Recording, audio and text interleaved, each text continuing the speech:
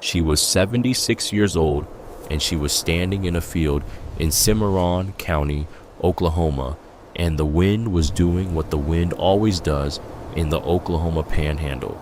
It was coming without apology from the west, steady and low, bending the dry grass in long, pale waves, carrying the smell of dust and distance and something older than weather, something that predated the roads and the fence lines and the county seat 8 miles to the east and all the paper that had ever been filed inside it. She had a Bible in her hands, not a new Bible, not a store-bought Bible with a ribbon marker and gilded page edges and a copyright date on the inside front cover that would tell you what decade had made it. This was a Bible that had been in her family since 1887. The leather cover had gone the color of old saddle leather, dark and cracked at the spine, worn soft at the corners where 4 generations of hands had held it in the particular way that people hold things they consider sacred, not reverently, not with ceremony, but with the casual intimacy of something that has always been there.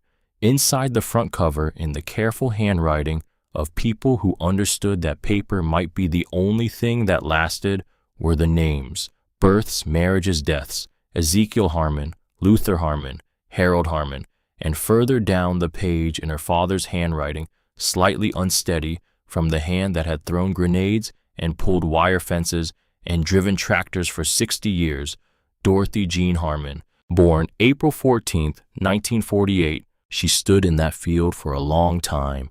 The wind moved her hair, the grass bent and straightened and bent again, the same motion it had made every day of every year since, before anyone she was descended from had set foot on this particular section of ground, and the repetition of it was not monotonous. It was the opposite. It was the kind of motion that accumulates meaning the longer you watch it, that turns from weather into something closer to language. 4 months earlier, she had been a woman who owned 420 acres of farmland in Tulsa County. She had been a woman with a kitchen that smelled like coffee at 5:30 in the morning and a chair at the end of the table that no one sat in anymore. She had been a woman who drove herself to Sunday service at First Methodist on Park Avenue every week without fail, who sat in the 3rd row on the left side of the sanctuary, who always left the seat beside her open, who had been leaving that seat open for 7 years. That morning she had walked back to her farm from church and found that the locks had been changed, but to understand how she came to be standing in that Cimarron County field with the wind in her face and the Bible in her hands and 137 years of her family's history in the earth beneath her boots, you have to go back further than 4 months.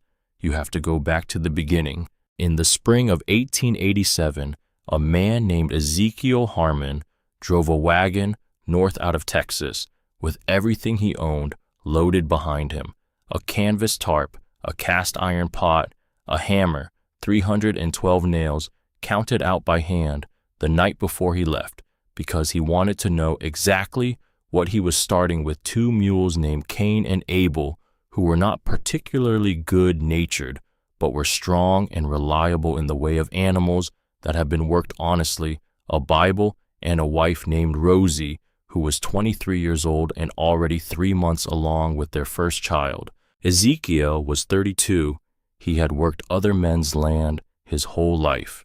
Texas range land that belonged to cattle companies back east, land where you could stand at one fence line and not see the other from the back of a horse, land so vast and indifferent to individual effort that you could pour yourself into it for a season and come out the other end with nothing but the knowledge that you had been there.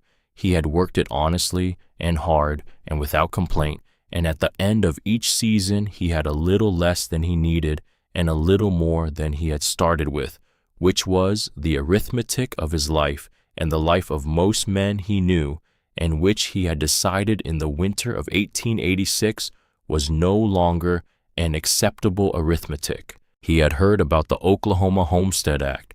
He had heard about it the way a man who has been thirsty for a long time hears about a well, not with excitement exactly, but with the kind of focused attention that has no room for doubt. And in March of 1887, he told Rosie what he intended to do, and Rosie looked at him for a moment with the brown eyes that he would spend the rest of his life trying to describe correctly and failing, and she said, "All right," and that was that. He hitched Cain and Abel to the wagon and pointed north. He drove for 11 days. The land he found in Cimarron County was not beautiful in any way that paintings would capture. There were no mountains, no dramatic rock formations, no rivers that carved anything worth describing. It was flat and open and enormous, the sky so wide overhead that you had to get used to it the way you got used to a sound that didn't stop. The grass was short and gray-green, barely knee-high, and it moved in the wind constantly, and the wind in the Oklahoma Panhandle moved constantly, without pause, without variation, as if the air itself had somewhere to be, and was politely but firmly declining to stay. The soil was red, a deep iron oxide red that stained your boots and your hands and worked its way under your fingernails and into the creases of your knuckles, and it smelled after rain like something mineral and ancient and alive that had no equivalent anywhere else. Ezekiel drove his stakes into that ground on a Wednesday morning in April. He did it alone because Rosie stayed in the wagon. She was 6 months along by then, and the walk would have been too much. And besides, Ezekiel felt that this was a thing he needed to do himself, not as a statement of ownership or pride, but as an acknowledgement. He walked the perimeter of his claim section by section, driving a stake at each corner with the same hammer he had carried from Texas, the one his own father had given him when he was 16 years old, and the handle was worn smooth in exactly the shape of Ezekiel's right hand. He worked for most of the day. The sun moved across the enormous sky, and the grass moved in its constant westerly waves, and the mules stood at the wagon and did not appear to care about any of it, which Ezekiel respected.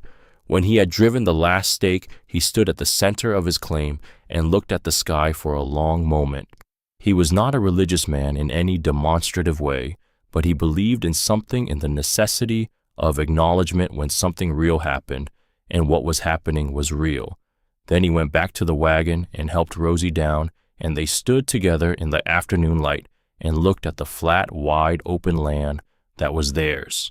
Rosie put her hand over the child in her belly and said, "It's big." Ezekiel said, "It'll be smaller once we put a roof on it." They started building that same afternoon. The log house they built that first summer was not large.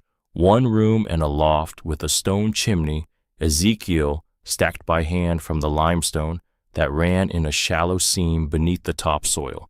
He had no experience with chimneys specifically, but he had experience with stone and with patience and with the idea that if you checked your work at each stage and did not move forward until the current stage was right, the finished thing would be right.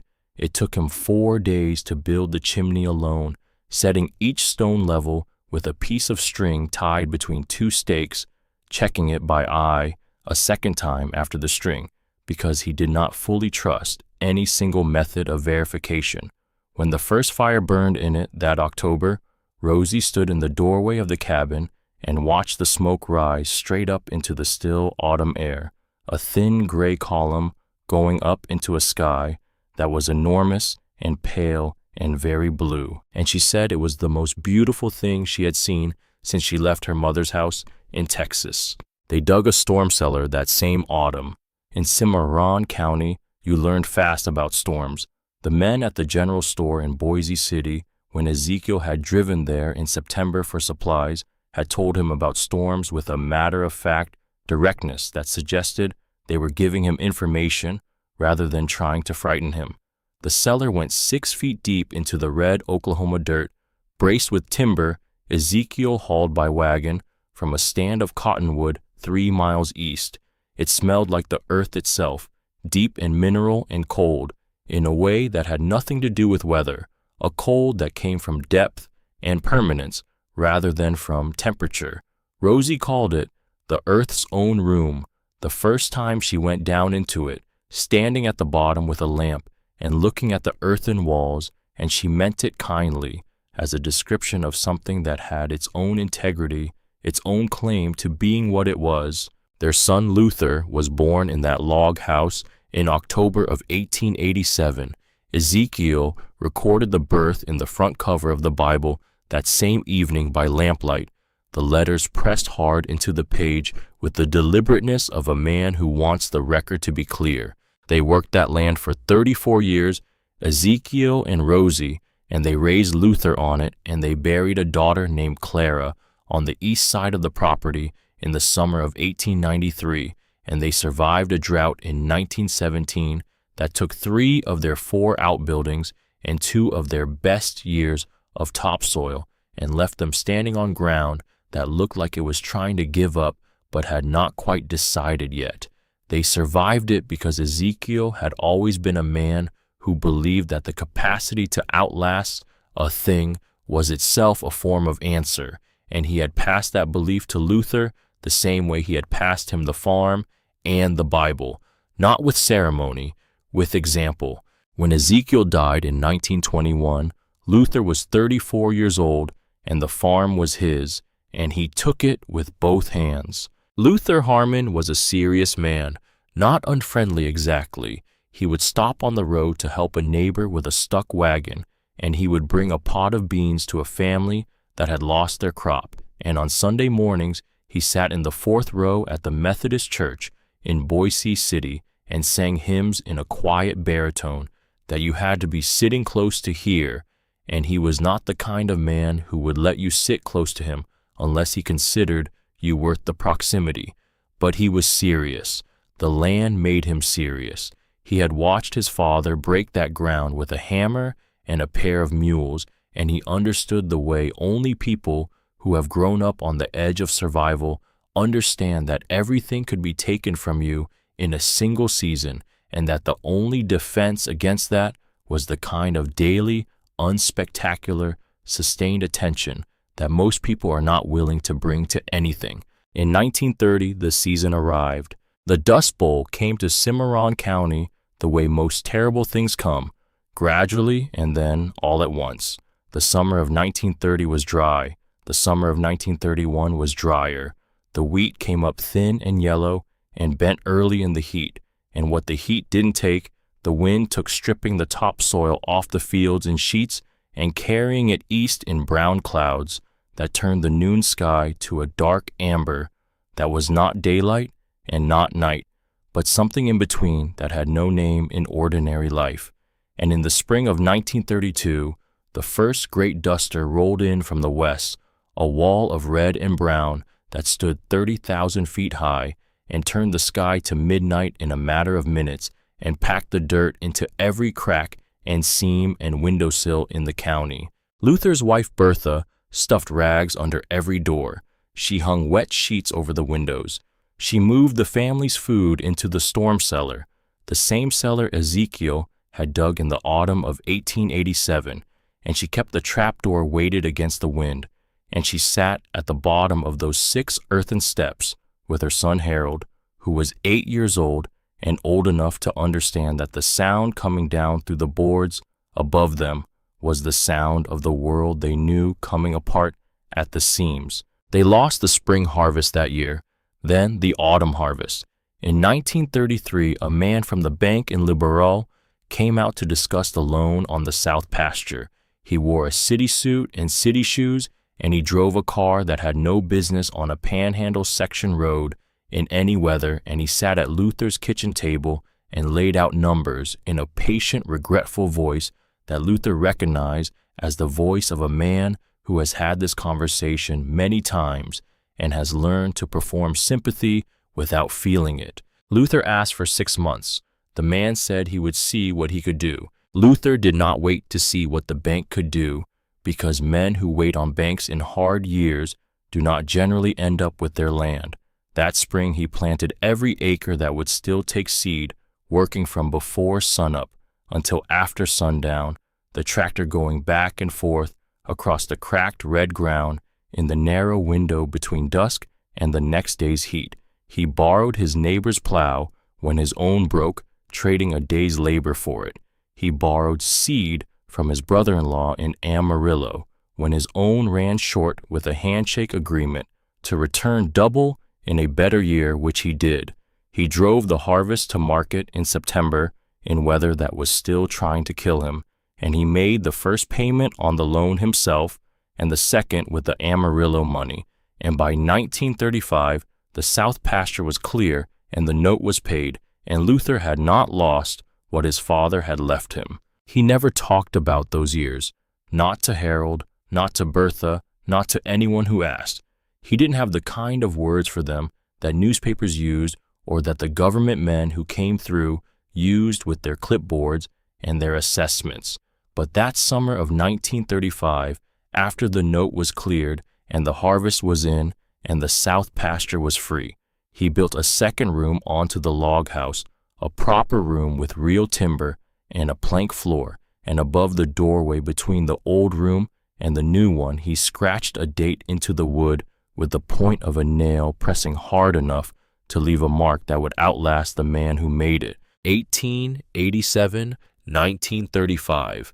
Not his name, not an explanation, not a statement of pride or relief or anything else that could be misread as sentiment, just the dates. From when Ezekiel drove his stakes to when Luther paid off the loan. That was the measure he chose, and it was sufficient. His son Harold grew up in the log house and on that land and with those dates above the doorframe, and he grew up understanding what they meant before he was old enough to explain why he understood it. Harold learned to read the weather by watching the southwest horizon at dawn the way his father watched it. He learned to judge soil moisture by pressing his thumb into it to the second knuckle. He learned that land rewarded patience above every other quality, and that patience was not the same as waiting. Patience was the daily quiet, unremarkable decision to keep going when the available evidence suggested that stopping might be reasonable, and to keep going again the next day and the day after that without making a performance of it. In December of 1941, Harold Harmon was 19 years old, and the world changed. He enlisted in January of 1942. He told Luther at the kitchen table on a Sunday morning, and Luther sat with that information for a long time before he said anything. The kitchen was very quiet. Outside, the panhandle wind moved through the winter grass with the patience of something that had been here before any of them and expected to outlast every last one of them. Finally, Luther said 2 words, "Come back." That was all. 2 words that contained everything Luther Harmon had ever understood about what mattered, compressed into the smallest possible space. Harold said he would. He served in the Pacific. He was a private, then a corporal, then a staff sergeant by the time it ended. He served alongside men from Mississippi and Minnesota and Colorado who had never been to Oklahoma and who had various ideas about what Oklahoma was like, and Harold corrected none of them because the Pacific had given him a perspective on what was worth correcting and what was not. He saw things during those years that he would spend the rest of his life not describing. He learned things about the distance between what a person believes themselves capable of and what a person is actually capable of in both directions, and those lessons stayed in him, the way certain things stay not as memories exactly, but as alterations in the structure of how you see. He came home in September of 1945 with a small scar along his left jawline from a beach whose name he never told anyone, and a habit of waking before dawn that never left him, not for the remaining 36 years of his life. He came home thin and quiet in a different way than he had been quiet before the war.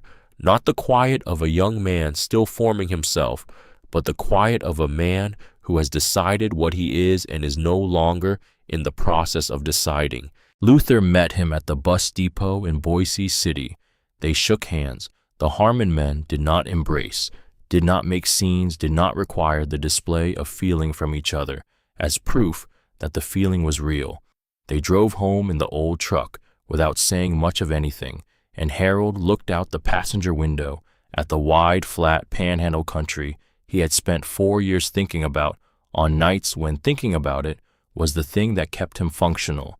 and when they pulled up to the log house and the stone chimney and the storm cellar, and Bertha was in the yard hanging laundry in the September light, Harold let out a long breath that he had been holding, it seemed to him, for 4 years. He worked the land with his father for 2 years after that, learning what Luther had not yet taught him and what the war years had kept him from learning. Then Luther handed him the farm in 1947, not with ceremony, but with a deed transfer at the county office in Boise City, and his hand on Harold's shoulder. Afterward, a brief pressure and Bertha's pot roast for supper, and that was how things passed between the Harmon men. Harold married a woman named June Garrett that same year.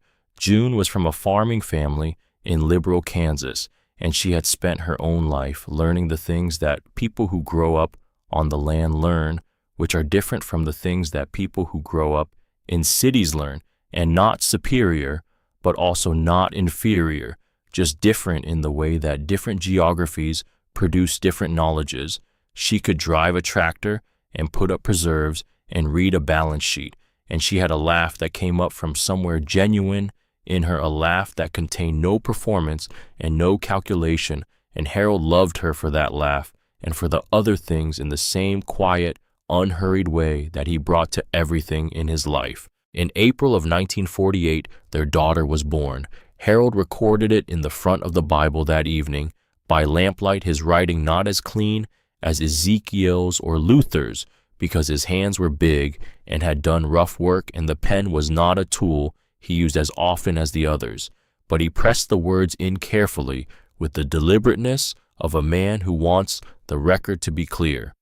Dorothy Jean Harmon, born April 14, 1948. He set the Bible on the nightstand and went to stand in the doorway of the room where June was sleeping with the child in the crook of her arm, and he stood there for a while looking at them. Outside, the panhandle wind moved through the October grass in its long waves, carrying the smell of red dirt and the particular dry sweetness of cottonwood bark in autumn.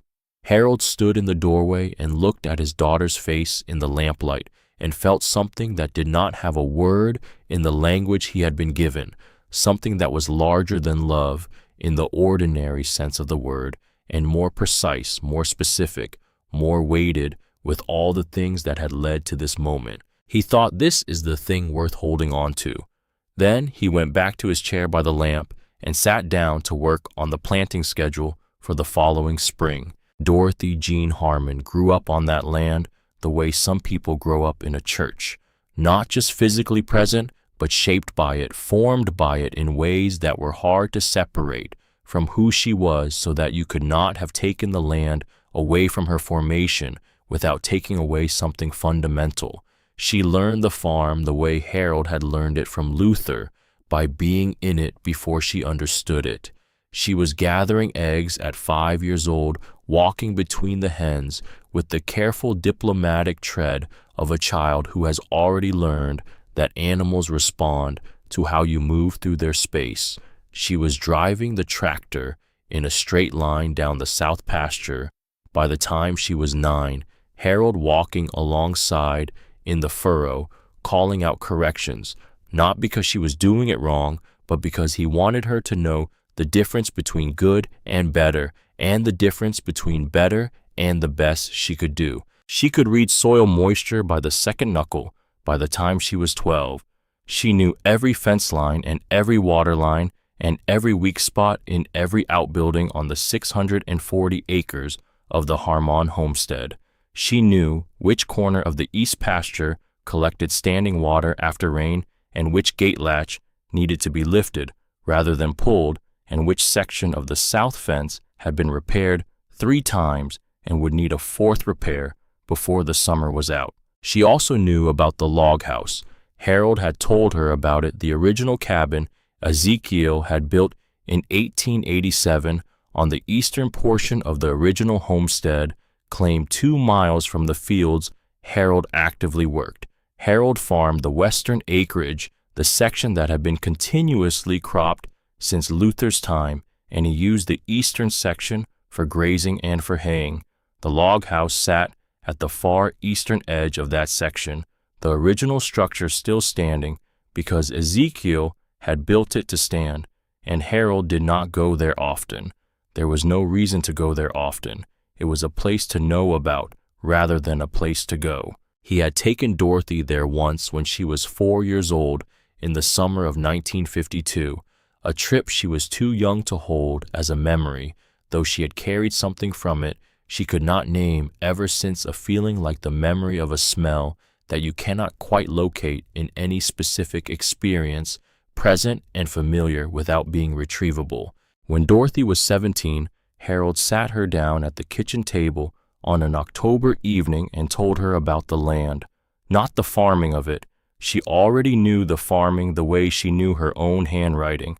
He told her the history. He told her about Ezekiel driving his wagon north out of Texas, about the hammer and the 312 nails, about Luther scratching those dates above the doorframe in 1935. He told her about the original Homestead patent filed with the federal government in 1887, which covered all 640 acres, and which Harold kept in a wooden box in the attic of the log house for safekeeping because it was an original document signed by the President of the United States, and it belonged in the place it described. And then he told her about 1962. In 62, while Harold was away on reserve service, not the full war which had ended in 1953, but the continued rotation that men of his rank and record were sometimes called back to fulfill the property taxes on the Cimarron homestead had come due. There was no one home to pay them. June had died of a sudden illness in the winter of 61, a pneumonia that moved faster than anyone expected, and Harold had not yet reorganized his life around her absence in any practical sense, and the tax notice had come and gone in the mail without anyone attending to it, and the county had sold the land at a tax auction that summer to a land company out of Oklahoma City. Harold had come home to find it gone. He said it the way a man says something he has spent a long time making peace with, something he has turned over so many times in his private thinking that it has worn smooth like a stone in a river, flat and clear and without self-pity, because self-pity was not a tool Harold Harmon owned. He said, "I never went back for it. Maybe I thought there was time, and then there wasn't." He paused. "The log house is still there. I drove out once to look at it after. 1887, still standing." Dorothy sat with that. "Harold said the Bible is yours when I'm gone. The land records are in the front cover. Don't lose either one." She never did. The farm Dorothy Harmon ran for the last 30 years of her working life was not in Cimarron County, and it was not the original homestead. After Harold died in 1981, a heart attack on a Tuesday morning in the South Pasture, which was a hard way to go, and also not an undignified one for a man like Harold Harmon, whose whole life had been spent in the working of the land, and who had always said he hoped to go while he was still useful. She and her husband Walter had sold the family property in Liberal, Kansas, where they had been living for the 10 years since Harold lost the original homestead, and relocated and bought a working farm in Tulsa County, 420 acres better, water easier, market access, the practical choice for two people who were still young enough to build something and old enough to know what building required. Walter Harmon was not related to the Harmon lineage by blood. He had taken Dorothy's name when they married, which in 1972 was unusual enough that people sometimes asked about it, and Walter always said the same thing, which was that he liked the name and that the woman who carried it was worth carrying it with. He was a patient man and a good farmer, and he loved Dorothy with the same steady, unceremonious persistence that the Harmon men had always used to love things worth loving. They worked that Tulsa County farm together for 30 years. They raised 2 children on it, Garrett and his younger sister Elaine, who had moved to Portland after college and married a man named Davis and called her mother every Sunday without fail, and had nothing to do with what was about to happen. Walter died on a March morning 7 years ago. his heart the same as Harold's, going at the place where men like him went in the middle of something practical. He had been checking the water line in the north field. Dorothy continued. She did not sell the farm. She did not move into town or into her daughter's spare room in Portland or into any of the other places that people suggested to her in the weeks after Walter's funeral, with the well-meaning urgency of people who believe that grief requires relocation. She stayed in that Tulsa County farmhouse because she and Walter had built their life there, board by board and acre by acre, and because leaving it would have been a repudiation of what they had built that she was not willing to make simply because he was gone. She stayed because she was a Harmon, which meant she believed in staying in the way that all of her forebears had believed in it, not from stubbornness or from fear of change, but from the understanding that place has meaning and that you do not walk away from meaning just because it costs you something to stay. She kept her routines. Coffee at 5:30 in the morning, 2 cups brewed because the habit of 2 was deeper than the reason for 1, deeper than the years of making 2 cups, and now only needing 1, and she was not ready to reduce the measure. Breakfast at 6. The morning check of the property lines 3 times a week, which her body still permitted at 76, because she had never stopped moving, had never allowed herself to mistake stillness for rest. Sunday service at First Methodist on Park Avenue, 3rd row on the left side, the seat beside her always open because she had been sitting in the 3rd row on the left since she and Walter had first come to this church in 1982, and Walter had always sat on her right, and the habit of leaving that space for him was one she had not found a reason to break. She had been leaving it for 7 years. The kitchen table had a chair at the end that no one sat in anymore. She had moved it once in the 2nd year after Walter died, pulled it back from the table a few inches, thinking that some alteration in its position might alter something in how it felt to see it there. It did not. She moved it back. Walter's reading glasses sat on the shelf above the kitchen window where he had left them the morning he went out to check the water line. His work boots stood by the back door, still carrying mud from the field he had not come back from. She had not cleaned those boots. She did not intend to. The mud was from the north field. She knew the north field well enough to know which section of it had that particular color and consistency of mud, which was a thing she knew without wanting to know it and could not stop herself from knowing. She also had the Bible. It sat on the nightstand on her side of the bed, the same nightstand it had occupied since Harold gave it to her in 1981, his hands shaking slightly from whatever was already beginning in him at that point, which they had not yet named. Leather worn to the color of old saddle leather, the names in the front cover in 4 different handwritings, her own name at the bottom in Harold's careful, unsteady hand. She read it most evenings before she slept, not always the text, sometimes just the names. Ezekiel, Luther, Harold, Dorothy. The farm was hers, the Bible was hers, the empty chair was hers to leave as it was, the boots by the door were hers to leave as they were, the reading glasses on the windowsill were hers to leave as they were. This was what 76 looked like for Dorothy Jean Harmon in the autumn before everything changed. Garrett started coming around more in the summer before it happened. Dorothy noticed it, the way you notice a change in a sound that has been constant for so long you stopped hearing it, not as an event, but as a subtle wrongness in the background that your body registers before your mind catches up. He had always come out to the farm a few times a year. He lived in Tulsa proper, 40 minutes away, and he had a life there that Dorothy understood without fully knowing, a marketing firm that appeared to be successful, or at least to require the maintenance of an appearance of success. A house in a neighborhood with a homeowners association whose rules about lawn care and fence height he took seriously, 2 cars that were always clean, the ordinary machinery of a suburban life in a mid-sized American city.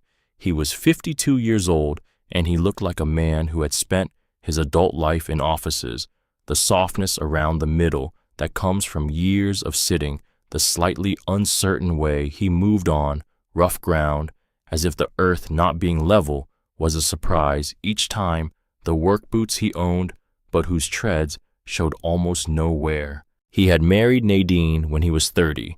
Nadine was a thin, precise woman with very straight posture and the particular social skill of making you feel, without ever saying anything offensive, that she was assessing the value of everything in a room and had reached preliminary conclusions that were not in your favor.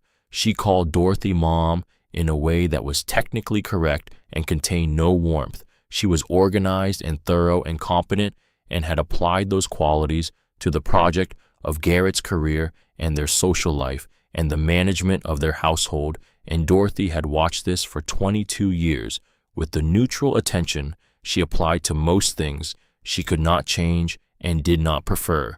Dorothy had never liked Nadine. She had never said so to anyone. She considered this one of her more successful acts of discipline. In June of that summer, Garrett came out for lunch alone without Nadine, which was unusual enough that Dorothy noted it. Over the food, he asked, with what he was trying to make sound like casual interest, whether Dorothy had thought about her estate planning lately. Dorothy said she had a will and a lawyer, and that everything was in order. Garrett nodded and said that was good, that he only asked because these things were important and people didn't always keep them current. The conversation moved on. He helped clean up after lunch and drove back to Tulsa, and Dorothy stood at the kitchen window watching his car disappear down the county road, and then stood there a few minutes longer, thinking about the question and what had prompted it. In July, he brought Nadine. Nadine walked through the farmhouse in the measured, deliberate way of a woman who is looking at a house she is considering renovating, pausing at the doorways, looking at the ceilings, turning to take in the room behind her. She commented on how much work it must be to maintain a property this size alone.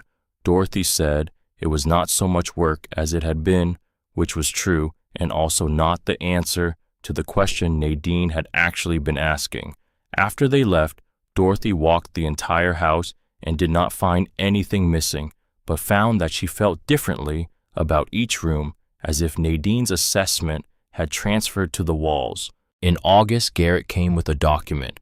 He mentioned before producing it something called a power of attorney, framing it as routine, something everyone was getting done these days for practical reasons, to make things easier in case of emergency, to protect Dorothy's interests if something happened and she couldn't manage things herself for a period.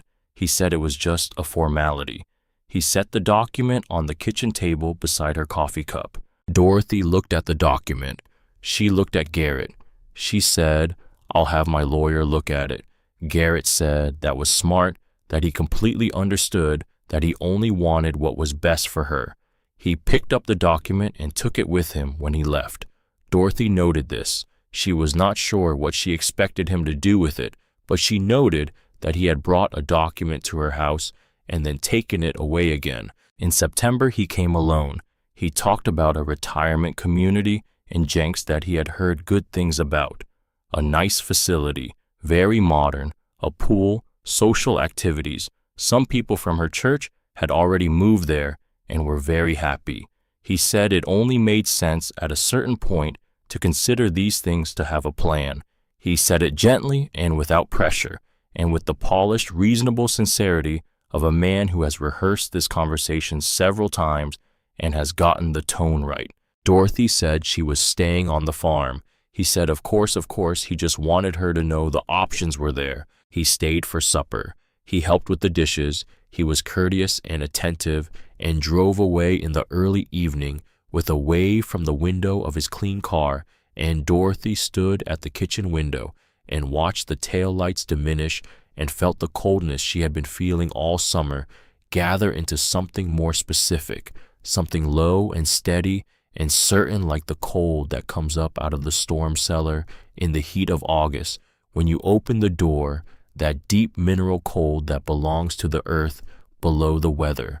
She took the Bible off the nightstand that night and held it in both hands and sat on the edge of the bed for a long time. She did not open it. She just held it. She did not know exactly what was coming, but she had grown up reading weather, and she knew what a sky looked like the day before it turned. The Sunday it happened was a clear morning in early November. The temperature was 41 degrees when Dorothy left for church. She wore her good navy wool coat, the one she saved for Sundays and funerals, and the pearl earrings that Walter had given her on their 40th anniversary, which she wore for the same occasions. She drove herself in the truck because she had always driven herself. She sat in the third row on the left side of First Methodist, and she sang the opening hymn in a voice that had gone somewhat quieter with age but had not disappeared, and she listened to Pastor Kimball's sermon, which was about patience.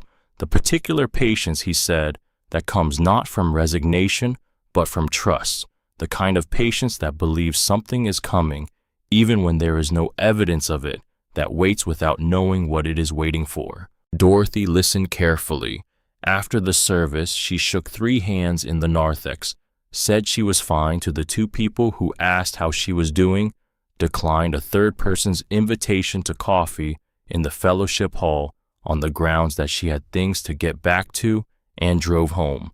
She pulled into the farm lane and parked and walked to the front door of the farmhouse. The key didn't work. She tried it twice slowly, feeling what the lock was doing on the other side of the door. The resistance was different. Not stuck, not jammed, but changed. A different mechanism. She stood for a moment with the key in her hand. She walked around to the back door. The same. A manila envelope was tucked into the frame of the front door. Her name was typed on the outside in the plain sans serif font of a printer that has been used many times for exactly this purpose.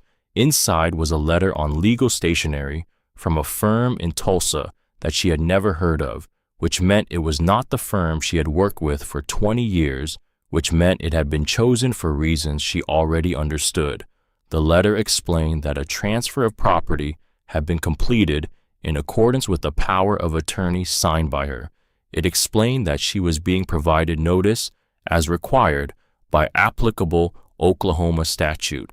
It used the formal distancing language of a document that has been written to be technically accurate while conveying as little human acknowledgement as possible. Her suitcase was on the porch, her heavier winter coat from the closet, her rain boots, a cardboard box with her medications in a Ziploc bag, a framed photograph of Walter on the farm, her address book, the spare reading glasses she kept in the kitchen drawer, and several other things that someone had decided were the things she would need, packed with a neatness that was not Garrett's neatness.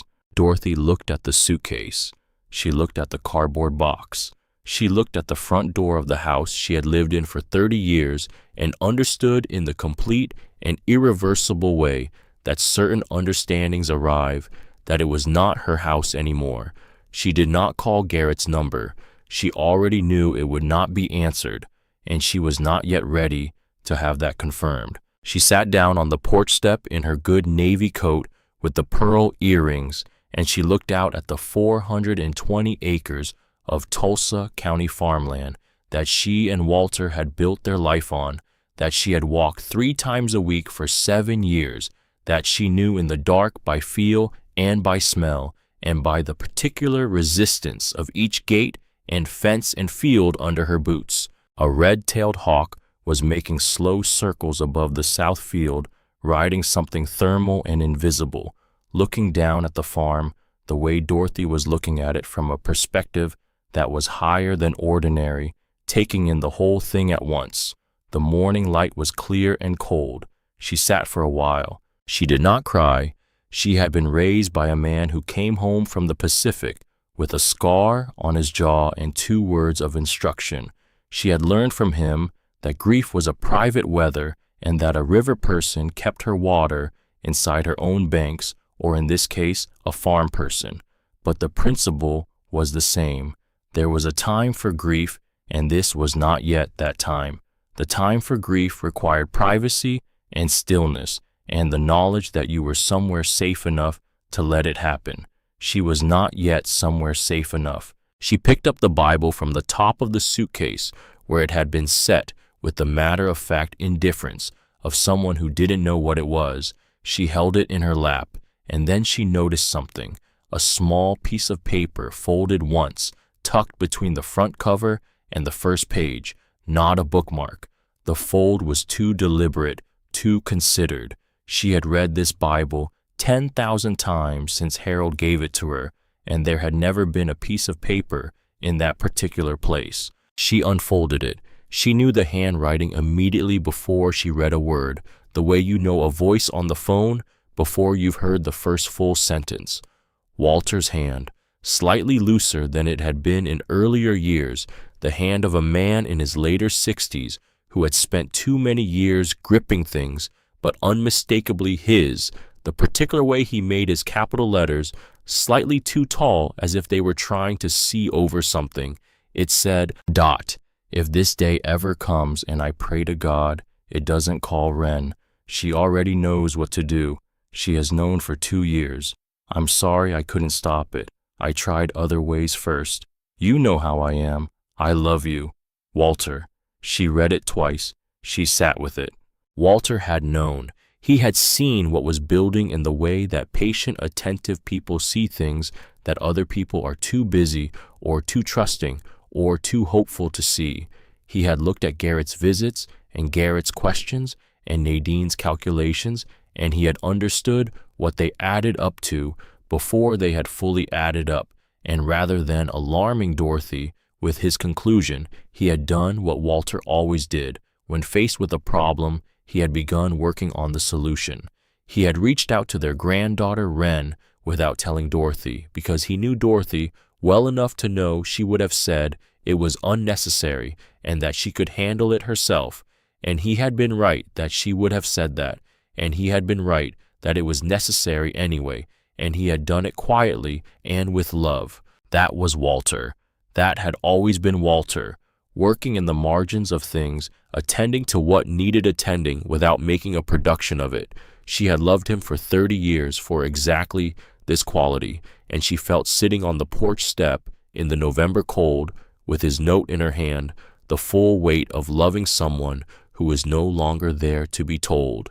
She folded the note back along its crease and tucked it into the pocket of her good navy coat. She picked up the suitcase. She picked up the cardboard box. She did not look back at the farmhouse door. She walked to the truck and she drove to Tulsa. Wren Harmon was 22 years old and in her final year at the University of Tulsa College of Law. She had Dorothy's eyes steady and direct, and Walter's patience, the kind that does not feel like patience to the person who has it, because it feels so much like simply paying attention. She had a specific focused way of attacking a problem that her property law professor had described in her first semester as unusual for a student her age, and which Wren herself would have described simply as taking things one piece at a time and not moving to the next piece until the current one was right. She was at her kitchen table going through bar exam practice questions when Dorothy knocked on the apartment door that Sunday afternoon. She opened it and looked at her grandmother standing in the good navy coat with the pearl earrings and the suitcase and the cardboard box. She looked at her face. She said nothing. She took the cardboard box from Dorothy's hands, held the door, closed it behind them. She put the kettle on. While it heated, Dorothy sat at the kitchen table and set the Bible in front of her and said, "Your grandfather left me a note in the Bible. He said you would know what to do." Wren poured 2 cups of tea. She sat down across from her grandmother. She said, "I do." That was the whole conversation. Wren gave Dorothy the bedroom without discussion. She took the pull-out couch in the living room and said nothing about it. The first morning, Dorothy was up at 5:30, her body knowing no other way, the same way it had known for 50 years. She made coffee and stood at Wren's kitchen window with both hands around the cup and watched the dark in the street outside change slowly to gray. Wren's street did not have enough sky for the light to do what light did on the farm at that hour, but it had enough quiet in the few minutes before the city woke up to stand in and think, and Dorothy stood in it and thought, and she was finished thinking and had the kitchen cleaned before Wren's alarm went off at 6:30. She did not ask Wren how the research was going. She did not ask about Garrett or Nadine or what the legal situation was or what came next.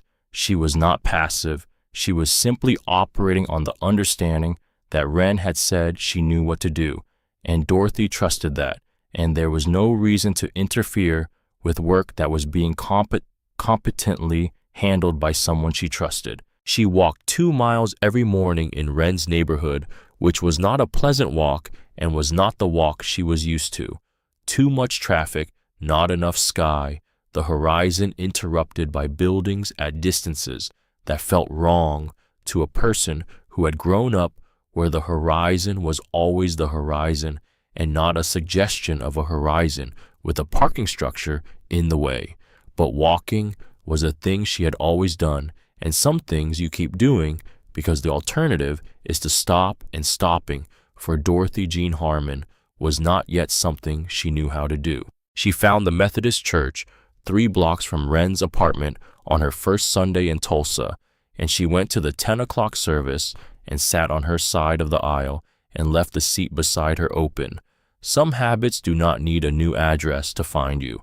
They know where you are. In the evening, she read the Bible and held Walter's note in her hand and thought about patience, about the kind that is not resignation, about the difference between waiting in despair and waiting in faith, which is a different thing entirely, and which she had learned from a man who planted seed in the worst years of the Dust Bowl and made his payments. Meanwhile, Wren was working. She started with the Tulsa County records, and she pulled every document associated with the farm: the original purchase, the title history, the mortgage records, the tax filings, the deed transfers.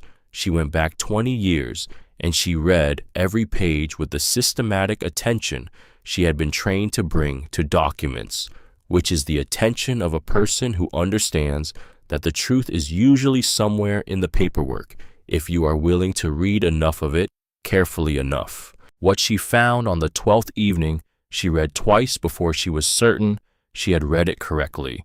The power of attorney that Garrett had used to transfer the property bore Dorothy's signature at the bottom. The notarization was stamped and dated and formally complete in every visible respect. But Wren had 4 years of property law study behind her, and a grandmother who at 76 still walked 2 miles every morning before the city was awake. She had Walter's phone call from 2 years ago at the back of her mind, the one in which he had said, very quietly and with the characteristic care of a man who chooses his words deliberately, "I'm worried about what Garrett might do, Wren. I want you to be ready." She had been building a file ever since. She compared the signature on the power of attorney to 3 other documents Dorothy had signed over the years: a mortgage refinancing from 2006, a vehicle title from 2014, a letter to a charity from 2019. She laid the 4 documents side by side on her kitchen table and looked at the signatures. The power of attorney signature was not Dorothy's signature. It was a very good imitation, careful and studied, made by someone who had put real effort into it. But the particular way Dorothy made her capital D and her closing A were not quite right, the proportions slightly off, in a way that the naked eye might miss but that comparison made clear. Wren sat at her kitchen table at 11:30 at night and looked at the 4 signatures and understood what they meant. She opened a new document on her laptop and began typing, and she stayed at it until 2 in the morning. She had been looking into the Cimarron County records for 2 years, ever since Walter's call.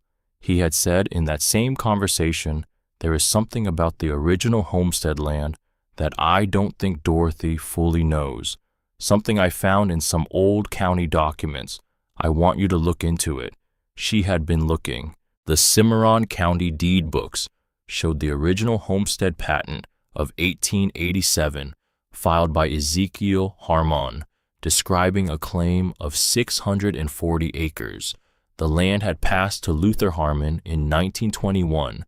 In 1962, a tax delinquency proceeding had resulted in 2 separate transactions. The western 320 acres had transferred to a land company out of Oklahoma City that had subsequently changed hands twice and been broken into smaller parcels. The eastern 320 acres, the portion that contained the original log house and the storm cellar and the limestone chimney that Ezekiel had stacked by hand in the summer of 1887, had been sold separately in the same year to a different buyer and had passed through two more owners since then. The most recent transfer having been a probate sale in 1997 that had left the property in the county's delinquent property inventory for over 2 decades. But in the deed record attached to the 1962 tax sale was a notation referencing a recorded instrument, a will, filed with Cimarron County in November of 1931 by Luther Harmon. In that will, Luther stated that the original Harmon homestead land all 640 acres, as described in the 1887 patent, should pass to whichever descendant of Ezekiel Harmon returned to claim it in person regardless of any subsequent deed, transfers or tax proceedings or legal actions of any kind, and that this intent was to be given full legal weight in any future proceeding in any court having jurisdiction. The will had never been submitted to probate court. It had been sitting in the Cimarron County deed records for 93 years, correctly filed, legally sound, and completely ignored. Wren sat with this for a long time. Then she printed the Cimarron County records, all of them, and put them in a folder. In the morning, she sat across from Dorothy at the kitchen table and laid the documents out one at a time the way she would someday lay them before a judge, and she explained what the forged power of attorney meant under Oklahoma law and what it would mean in a Tulsa County courtroom, and she explained what Luther's 1931 will meant if it was presented to a Cimarron County probate court now 93 years after it had been filed, and she explained what the eastern 320 acres of the original Harmon homestead meant in terms of what Dorothy could legally claim. Dorothy sat with her coffee and listened to all of it. When Wren finished, Dorothy was quiet for a moment. She looked at the documents on the table. She looked at the window. Outside, a November morning in Tulsa was doing what November mornings in Tulsa do, gray and still and not particularly concerned with what happened beneath it. Then Dorothy said, "How far is Cimarron County from here?" Wren said, "About 4 hours, maybe 4.5, depending on traffic through Woodward." Dorothy said, "Is the log house still standing?" Wren said, "The county survey from last year shows it as a standing structure." Dorothy picked up her coffee cup, set it down, looked at the Bible on the far end of the table, the leather dark at the spine, the corners soft, the names inside in 4 different handwritings going back to 1887. She said, "All right, when can we go?" Wren said, "Whenever you're ready." Dorothy stood up from the table. She walked to the window and stood there with her back to the room, looking out at the gray Tulsa street where a city was beginning its morning in the way that cities begin mornings, with traffic and noise and the particular purposeful hurry of people going somewhere other than where they are. She thought about Ezekiel counting 312 nails by hand the night before he left Texas, wanting to know exactly what he was starting with.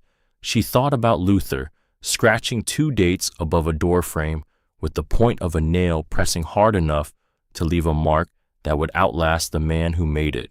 She thought about Harold letting out a breath he had been holding for 4 years when he came home to the farm in September of 45. She thought about Walter writing a note and folding it once and tucking it into the Bible because he saw what was coming and he wanted to make sure she was not alone when it arrived. And she thought about a 4-year-old girl in a cotton dress standing in the doorway of a log house in the summer of 1952, looking at something outside the frame of the photograph that had captured her, something that had taken her complete attention. She could not remember that afternoon, but something from it had stayed in her all these years, present and familiar, without being locatable, like the memory of a smell. She turned from the window. She said, "I'll be ready in the morning." They left before sunrise. Dorothy had her suitcase by Wren's apartment door at 4:50 in the morning, which surprised no one.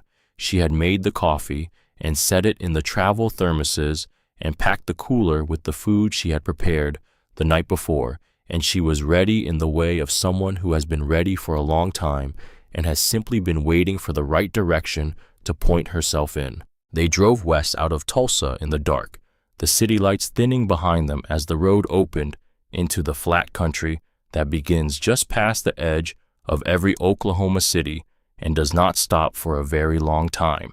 The interstate gave way to state highway, the state highway to two-lane county road, and the land changed around them as they drove, opening up in stages the way the panhandle always opens up, not all at once, but in increments, as if deciding how much of itself it wants to show you.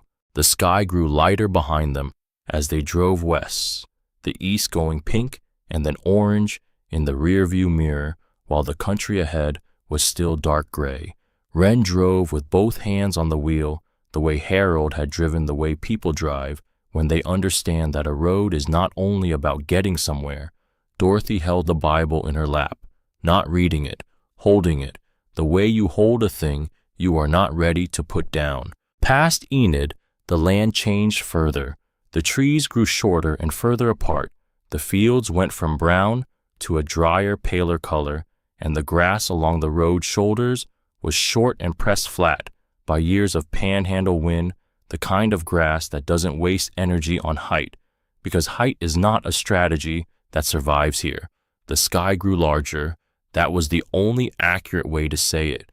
The sky grew larger the further west you drove, not because the atmosphere changed, but because the land was lower and flatter and gave the sky more room, and the clouds moved across it in long shapes from the northwest, casting shadows that rolled across the fields in slow, dark patches that moved faster than they appeared to. Wren said, "Doing okay," Dorothy said. "Ask me again when we get there." Wren nodded and drove. They stopped in Woodward at a gas station with a diner counter attached, the kind of place that has been on the same corner for 40 years and intends to be there for 40 more.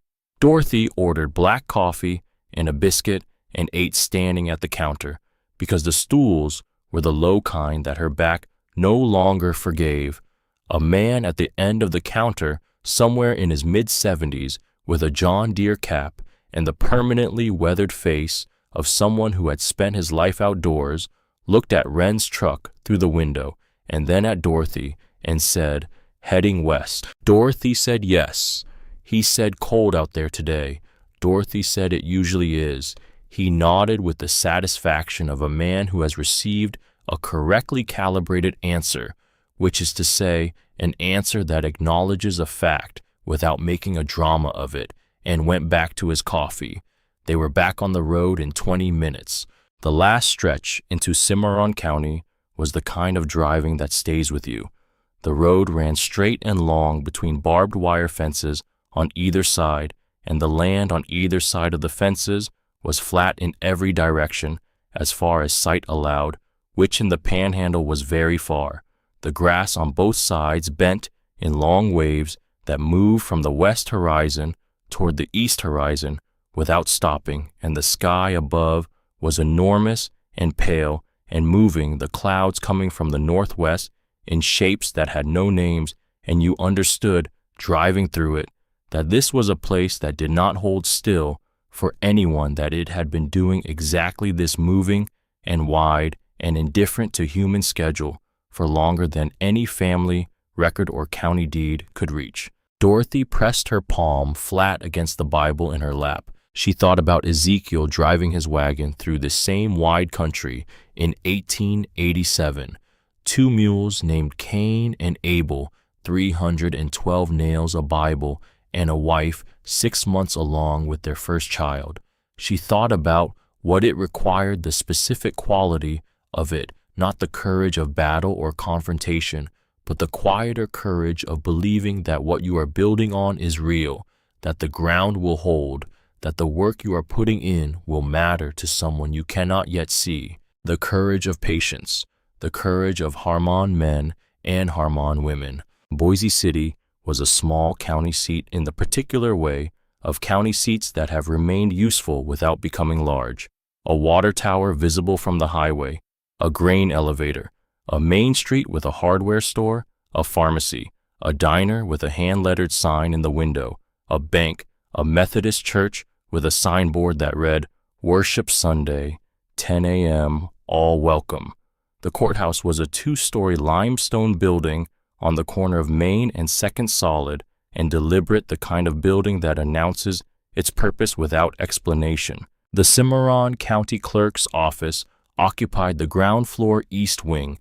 The door was heavy wood with a glass panel, and when Dorothy pushed it open, the smell that came out was the smell of old paper and metal filing cabinets, and the particular institutional warmth of a room that has been heated by the same radiator for decades and has absorbed the patience of all the people who have worked there. Agnes Pruitt was 65 years old and looked like a woman who had spent 40 of those years in county records, which she had.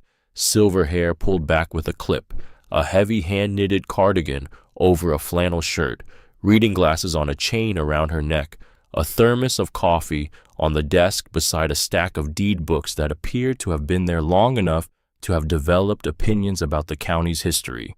She had the particular attentiveness of someone who has spent her career reading documents and has learned to apply the same precision to people. She looked up when Dorothy and Wren came through the door. She looked at Dorothy for a moment, steady and direct. She said, "You're here about the Harmon land." Dorothy said yes. Agnes set her reading glasses on the desk. She said, "I wondered if someone would come. I've had the 1931 will cross-referenced in the deed records since I started here. Nobody ever filed to claim it. Most people didn't know about it. A few did and decided the trouble wasn't worth it." She paused. "I never understood that reasoning. Wren said we have full documentation of the lineage and evidence of a fraudulent power of attorney on the current Tulsa County property." Agnes looked at Wren with the expression of someone who has just identified a quality they respect. She said, "You'll need a probate filing in this county and a quiet title action in Tulsa. I can assist with the Cimarron filing. You'll need an attorney admitted to Tulsa County for the other." Wren said, "I'm in my final year at TU Law." Agnes allowed herself a small expression that was not quite a smile, but was the expression of someone who is not surprised to find that things have arranged themselves appropriately. She stood from her chair and moved to the shelves behind her desk and began pulling documents. What Agnes Pruitt had was thorough and organized in the manner of someone who understands that property records are not bureaucratic formality, but the recorded memory of people's lives, the way that lives intersect with land and leave marks that outlast the lives. She laid out the original Homestead patent, the deed history, the tax sale records from '62, the notation attached to Luther's will. She laid it all out on the counter and walked Dorothy through it, piece by piece, pointing with one finger, explaining in the direct language of someone who has been doing this for 40 years and has no patience for unnecessary complication. When she was finished, Dorothy set $1 on the counter. Agnes looked at the dollar bill. She looked at Dorothy. She picked it up, folded it once, and placed it in the cash drawer with a nod that carried the weight of something official. "Welcome to Cimarron County," she said. Her voice was softer than before, not sentimental but genuine. She drew a map on a piece of county letterhead with a ballpoint pen, the lines clean and sure.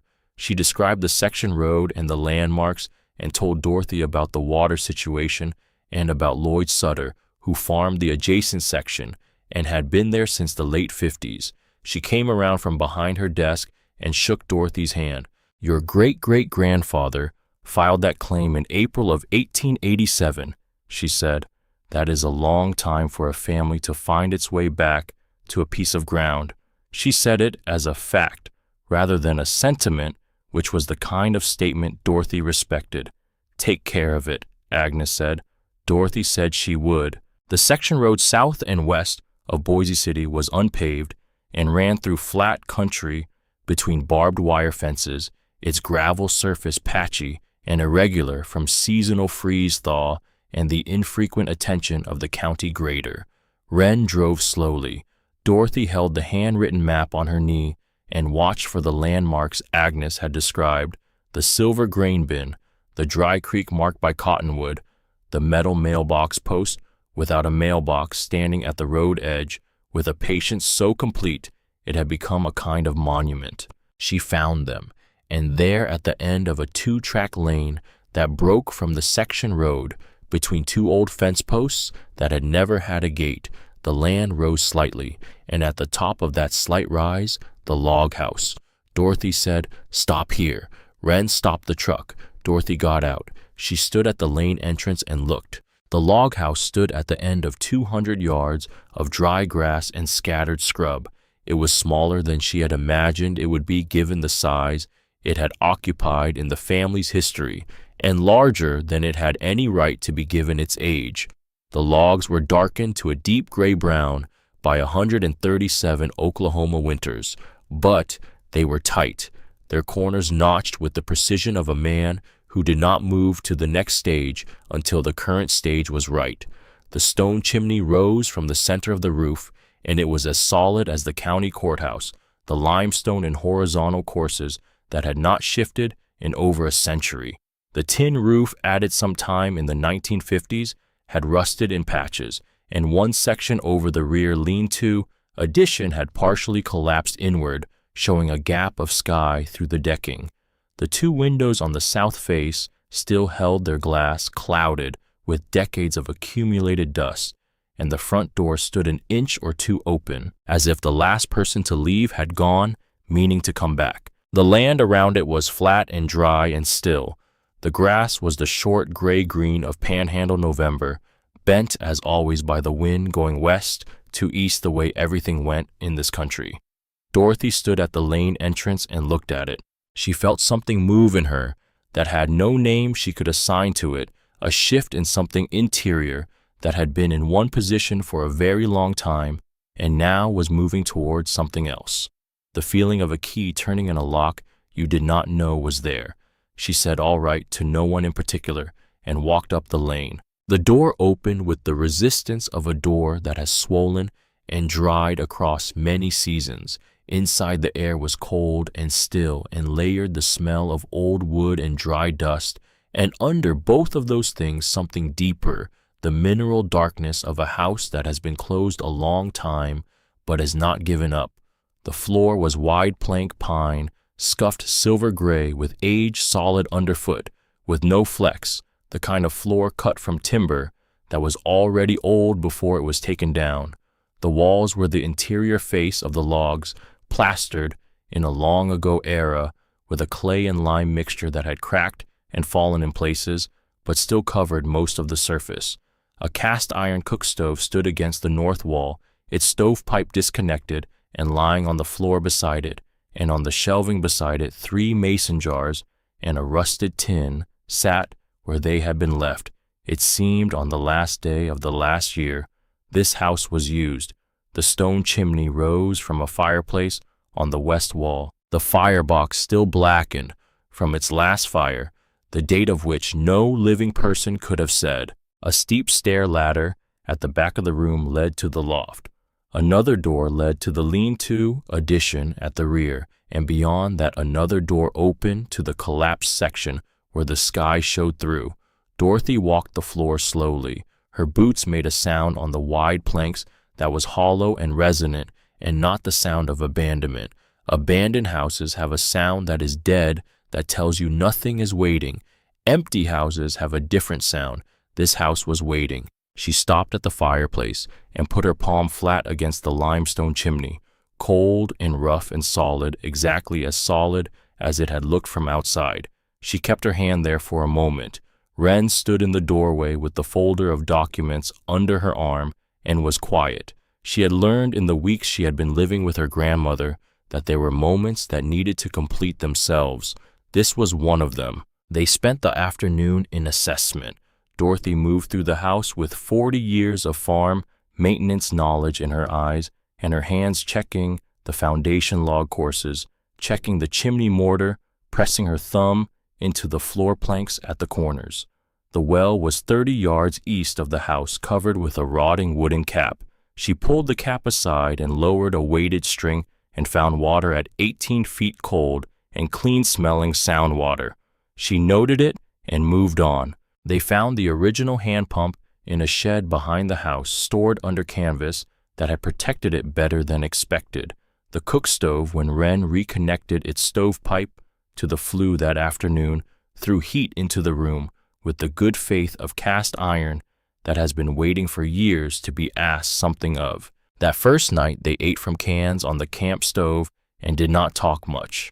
The Panhandle night was very quiet in the way of large, flat, open places, not the quiet of nothing, but the quiet of everything: wind in the grass, the occasional distant sound that was probably a coyote, the creak of the log house settling in the cold. At some point past 10, Dorothy, sitting in the one chair they had brought from the truck, heard a car. It came from the south on the section road, moving slowly far below road speed. It passed the lane entrance and continued north, and then after some minutes came south again. Still slow. She sat in the chair and listened to it. It came a third time, same pace, same direction. Then it was gone. She sat with the fire through the stove vents, making small orange squares on the floor, and she thought about the 312 nails Ezekiel had counted by hand. She thought about patience. Then she went to bed. The days that followed moved in the rhythm of restoration. You begin with the necessary, then the important, then, if you are fortunate, the good to have. The necessary first was the back roof section, because a room without a roof is not a room. Dorothy drove into Boise City for materials and found the hardware store on the corner of Main, where the owner helped her load tin roofing into the truck without being asked, and gave her a fair price, and mentioned that he had heard about the Harmon place, and that if she needed anything else she should come back. Word traveled in Boise City the way it always traveled in small county seats, not through phones or any electronic channel, but through the hardware store and the church fellowship hall and the diner on Main Street, which was called Gideon's and was run by a woman named Opal Gideon, who was 70 years old and had been the widow of a farmer named Roy for 4 years, and who understood certain things about starting over that did not require explanation. Opal appeared at the log house on a Tuesday afternoon in the second week, driving an old Buick that moved with the dignity of a well-maintained vehicle of a certain age. She had a covered dish in one hand and a mason jar of sweet tea in the other, and she walked to the front step and set them both down without knocking, and walked back to her car and drove away. Dorothy stood in the doorway and watched her go. The dish was a meatloaf with a brown sugar and mustard glaze, cooked by someone who had been making meatloaf for 50 years without a recipe. Dorothy ate it standing at the kitchen counter, and it was the best thing she had eaten in 3 weeks. The following Tuesday, Opal came with a pot of pinto beans and a pan of cornbread, set them on the step, and was back in the Buick before Dorothy reached the door. Dorothy called out from the doorway, "Thank you, Opal." Opal lifted one hand from the steering wheel in acknowledgement and drove away. That was how it went between them, and Dorothy understood it entirely. Birch Calloway arrived on a Saturday morning of the second week in an old truck that was very clean driving, with the deliberateness of someone who does not take good machinery for granted. He was 65, with hands the color of dark leather and the permanent squint of a man who had spent decades looking into the Panhandle's sun and wind. He had a toolbox and lengths of ridge timber, and he set up his sawhorses without introduction. Dorothy came to the door. He said, without looking up from the timber he was marking, "Agnes mentioned the back roof section. I had some time." Dorothy said, "I didn't ask Agnes to do that." Birch said, "No, ma'am, she did it on her own. He made his mark. I'll be out of your way by dark." He came back the following Saturday and the one after that. He never arrived before 8 and never stayed past the light. He did not talk much while he worked. Dorothy brought him coffee at 10, and that was the extent of their social exchange, which was sufficient. Pastor Wade Kimball came by on a Thursday afternoon. He was the Methodist minister from the church on Main, 45 years old, and the son of a panhandle farming family, which meant he knew how to visit a working farm without getting in the way of the work. He stood at the fence post at the lane entrance and called out, and when Dorothy came to the door, he introduced himself and said that if she needed anything from the church, she should let him know. Dorothy said she had been to the Sunday service. He said he had seen her. He said her family had always sat on the left side from what she'd said. Dorothy said, far as back as I can remember. He said that was as good a reason as any, and then he said he would let her get back to it, and he left. He came back twice more in the following weeks, and both times the conversation was brief and concerned practical matters which Dorothy appreciated. There is a kind of pastoral care that understands that the most religious thing you can do for a woman who has spent her life on the land is to let her work. Lloyd Sutter drove in during the third week. He came in a truck that was older than Birch's and not as clean an early 80s Ford pickup, in a color between its original green and the color of the panhandle winter grass. He drove slowly with the familiarity of someone for whom these roads are more well known than his own kitchen floor. He parked at the lane entrance and got out with the careful deliberateness of a man of 91 who has made his peace with what his body will and will not do, using a cane that looked like it had been cut from a cedar branch rather than sold in a store. He was a tall man, or had been, now carrying the stoop of someone who had spent 60 years bent over field work and bore the record of it in his spine. His face was the face of a man who had been in this particular wind for 9 decades, deeply lined, weathered to the limestone color of the county. His eyes were pale blue and still clear, in a face that had otherwise aged as completely as anything ages. He stopped in front of Dorothy and looked at her. He said, "Lloyd Sutter, I farm the section north of you." He said it without preamble. "I knew your father." Dorothy said, "Harold." Lloyd said, "Yes, ma'am." "Not well. Mutual friends, people who worked this road between here and town. I knew who he was. He came out to look at this place once. 63 or 64. We crossed paths at the feed store after. He was a quiet man. Dorothy said he was." Lloyd looked past her at the log house. "Agnes told me what happened in Tulsa." Dorothy said, "Agnes talks." Lloyd said, "Agnes does her job." He said it without judgment. "I wanted to come by. I'm not much use with a hammer these days, but I know this land, the water and the fence lines, and where the ground goes soft in spring and where it doesn't. If that's worth anything to you." Dorothy said it was. He stayed for an hour that first visit, and Dorothy made coffee on the camp stove, and they sat on 2 crates outside with the cold November sun on their faces, and Lloyd talked about the panhandle, the way a man talks about a place he has been married to for 60 years, with the particular intimacy of someone who knows both its virtues and its difficulties, without needing to romanticize either. He talked about the aquifer and the section lines and the behavior of the soil in different seasons, and about farms he had known, which ones had survived and which had not, and what the difference usually came down to. He did not talk about the war. Dorothy did not ask. There are rooms in men of a certain age that have the door closed for reasons that deserve respect. She asked him about the storm cellar. He said it was the original one. He had seen it once during a county survey of abandoned structures. Solid, he said, built by someone who understood that the cellar wasn't optional. Dorothy said, "My great-great-grandfather built it in 1887. Lloyd was quiet for a moment. Then he said, 1887. That's solid work. He said it the way you say something that means more than it appears to mean. He came back 3 days later and 3 days after that. He walked the fence lines with Dorothy and showed her where the post needed replacing before spring and where the water line ran. He brought a jar of honey from his hives one morning and set it on the step without mentioning it. Dorothy found it and left it at that. Wren drove out most weekends from Tulsa 4.5 hours each way, arriving on Saturday mornings and leaving Sunday evenings. She brought food and documents and updates on the legal proceedings which were moving through both counties with the deliberate, unhurried pace of Oklahoma law, which is slow by city standards, but was moving, and moving was what mattered.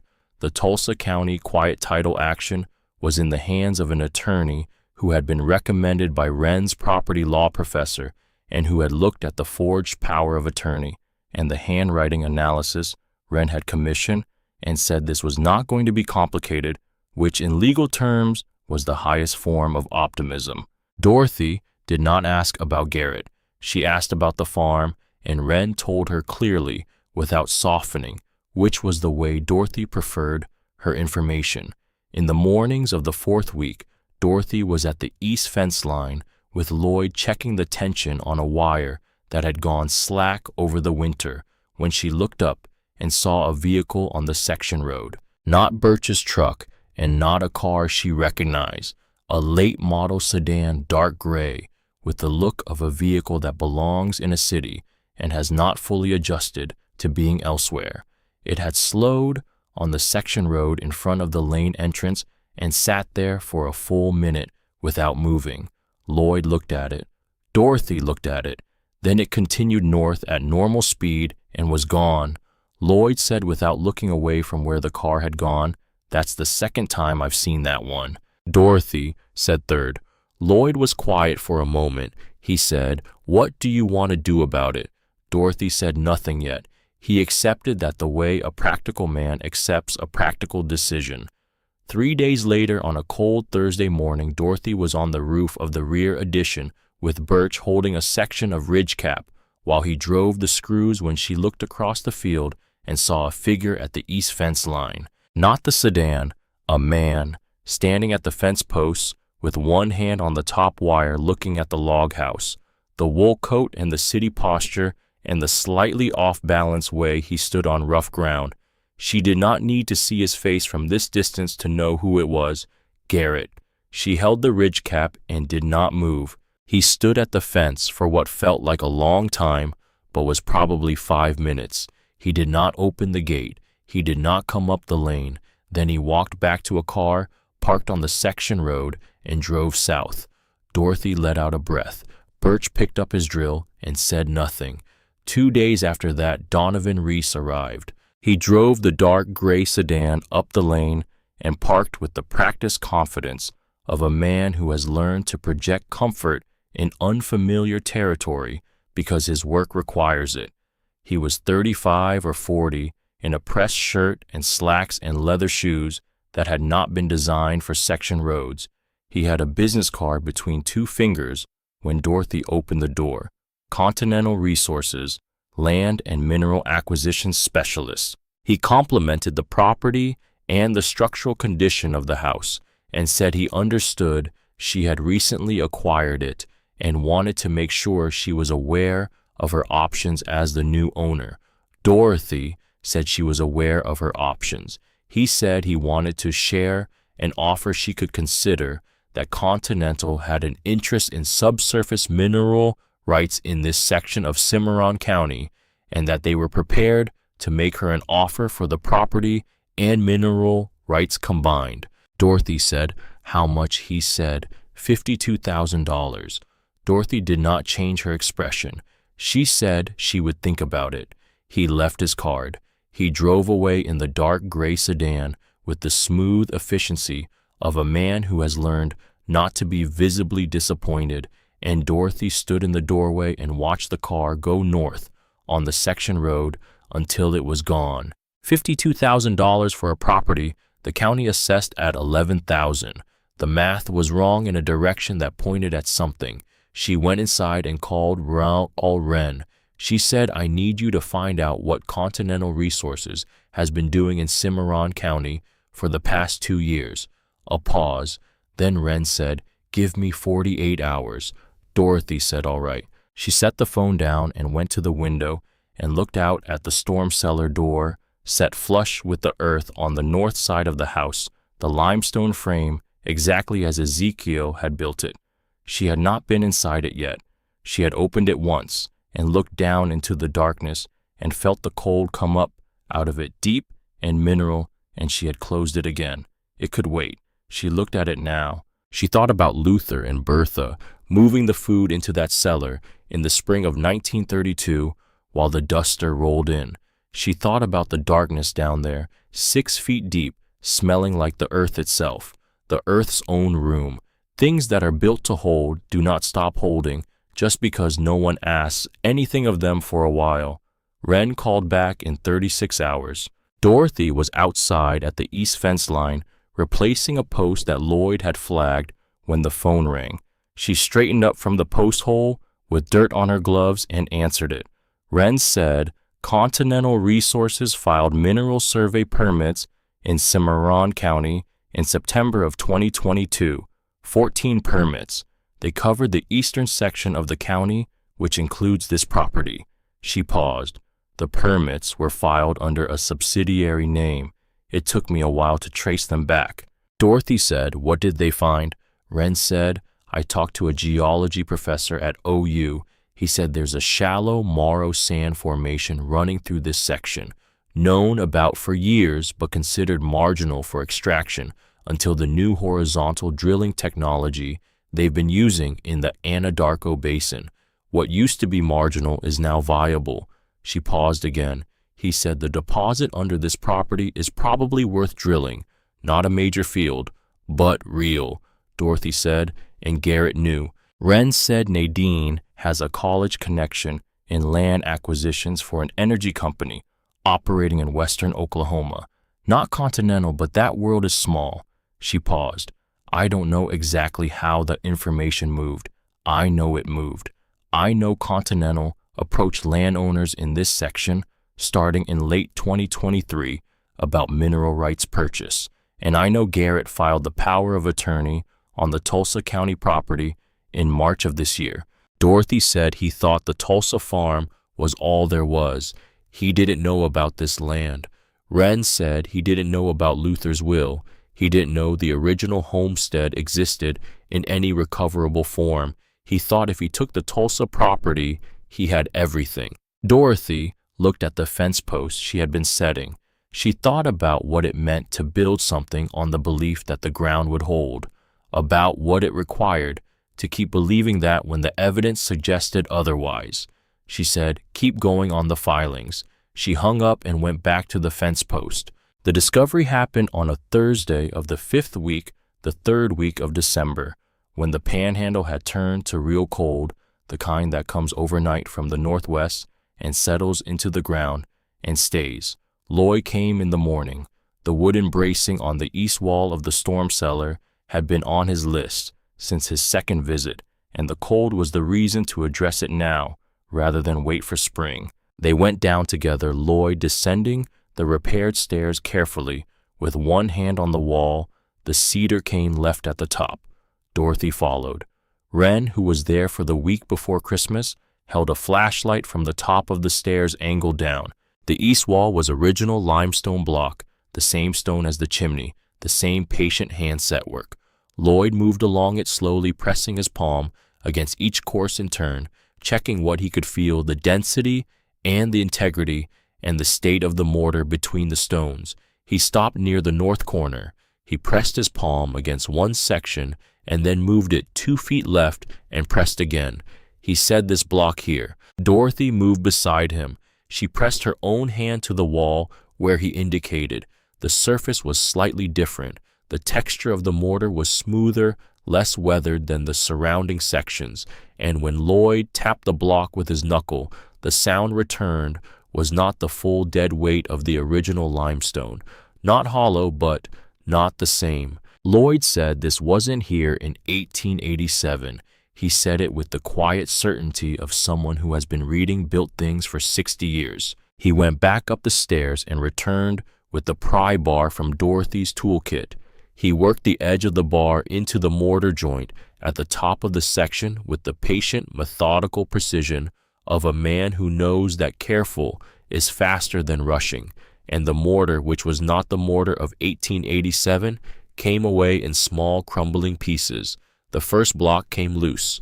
Behind it was a space in the wall, not large, 18 inches deep and a foot and a half wide, set into the earth of the panhandle, which had been waiting around it with perfect patience since the day it was sealed. Inside the space was a wooden box, 18 inches long and 10 inches wide and 8 inches deep pine that had dried to silver gray in the dark, dry conditions of the cellar. The lid was fitted, and along its seam ran a line of red wax, flattened and cracked in places by the years, but still largely intact. On the top of the lid, burned into the wood with something hot and deliberate, 3 letters EHH, Ezekiel Harmon Homestead. Dorothy stood in the cold mineral dark of the storm cellar and held the box for a moment before she moved. They brought it up into the light. Dorothy set it on the kitchen table, where the December light came through the south windows, thin and flat and very clear. She and Wren and Lloyd stood around it.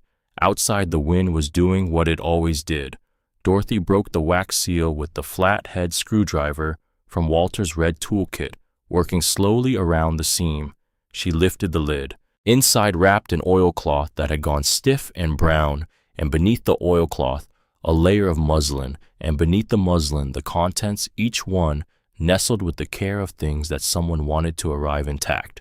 Wren lifted them out one at a time.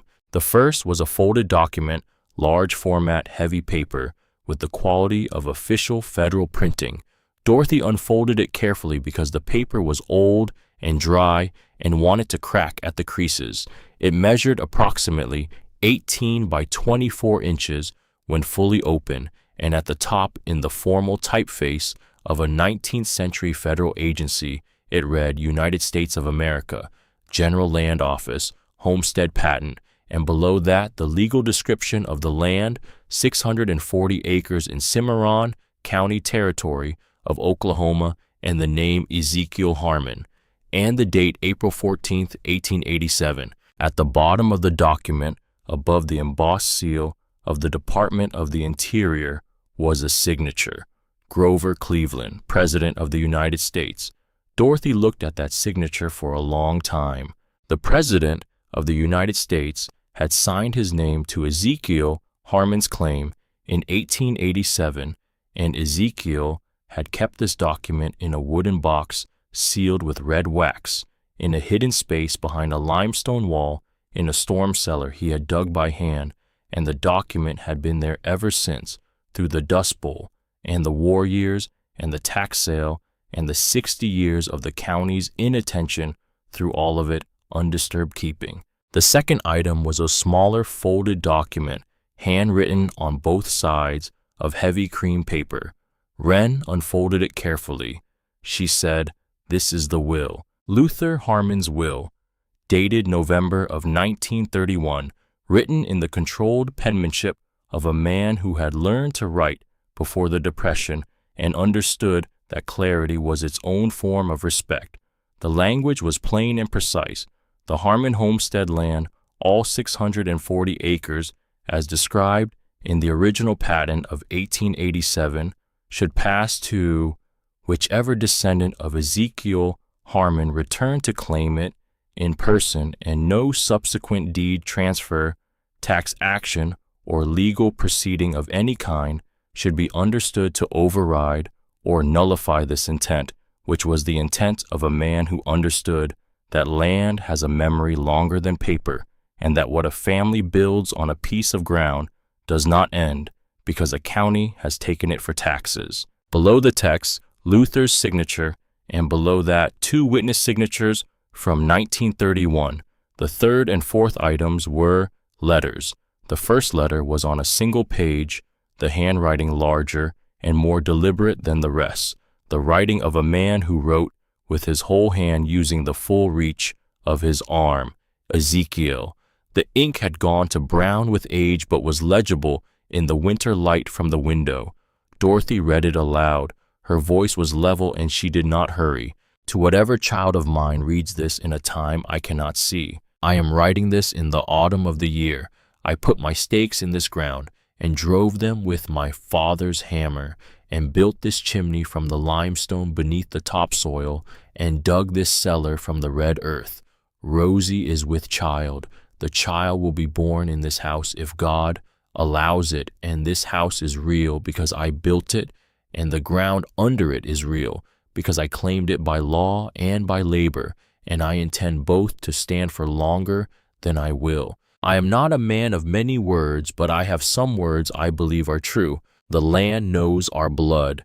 It holds the names of the people who broke it and worked it and built on it, and it holds those names in its dust and in the limestone, under the dust, and in the water below the limestone. The deeds will change hands, the paper will age and fade, and the names on it will stop meaning anything to anyone, but the land will remember.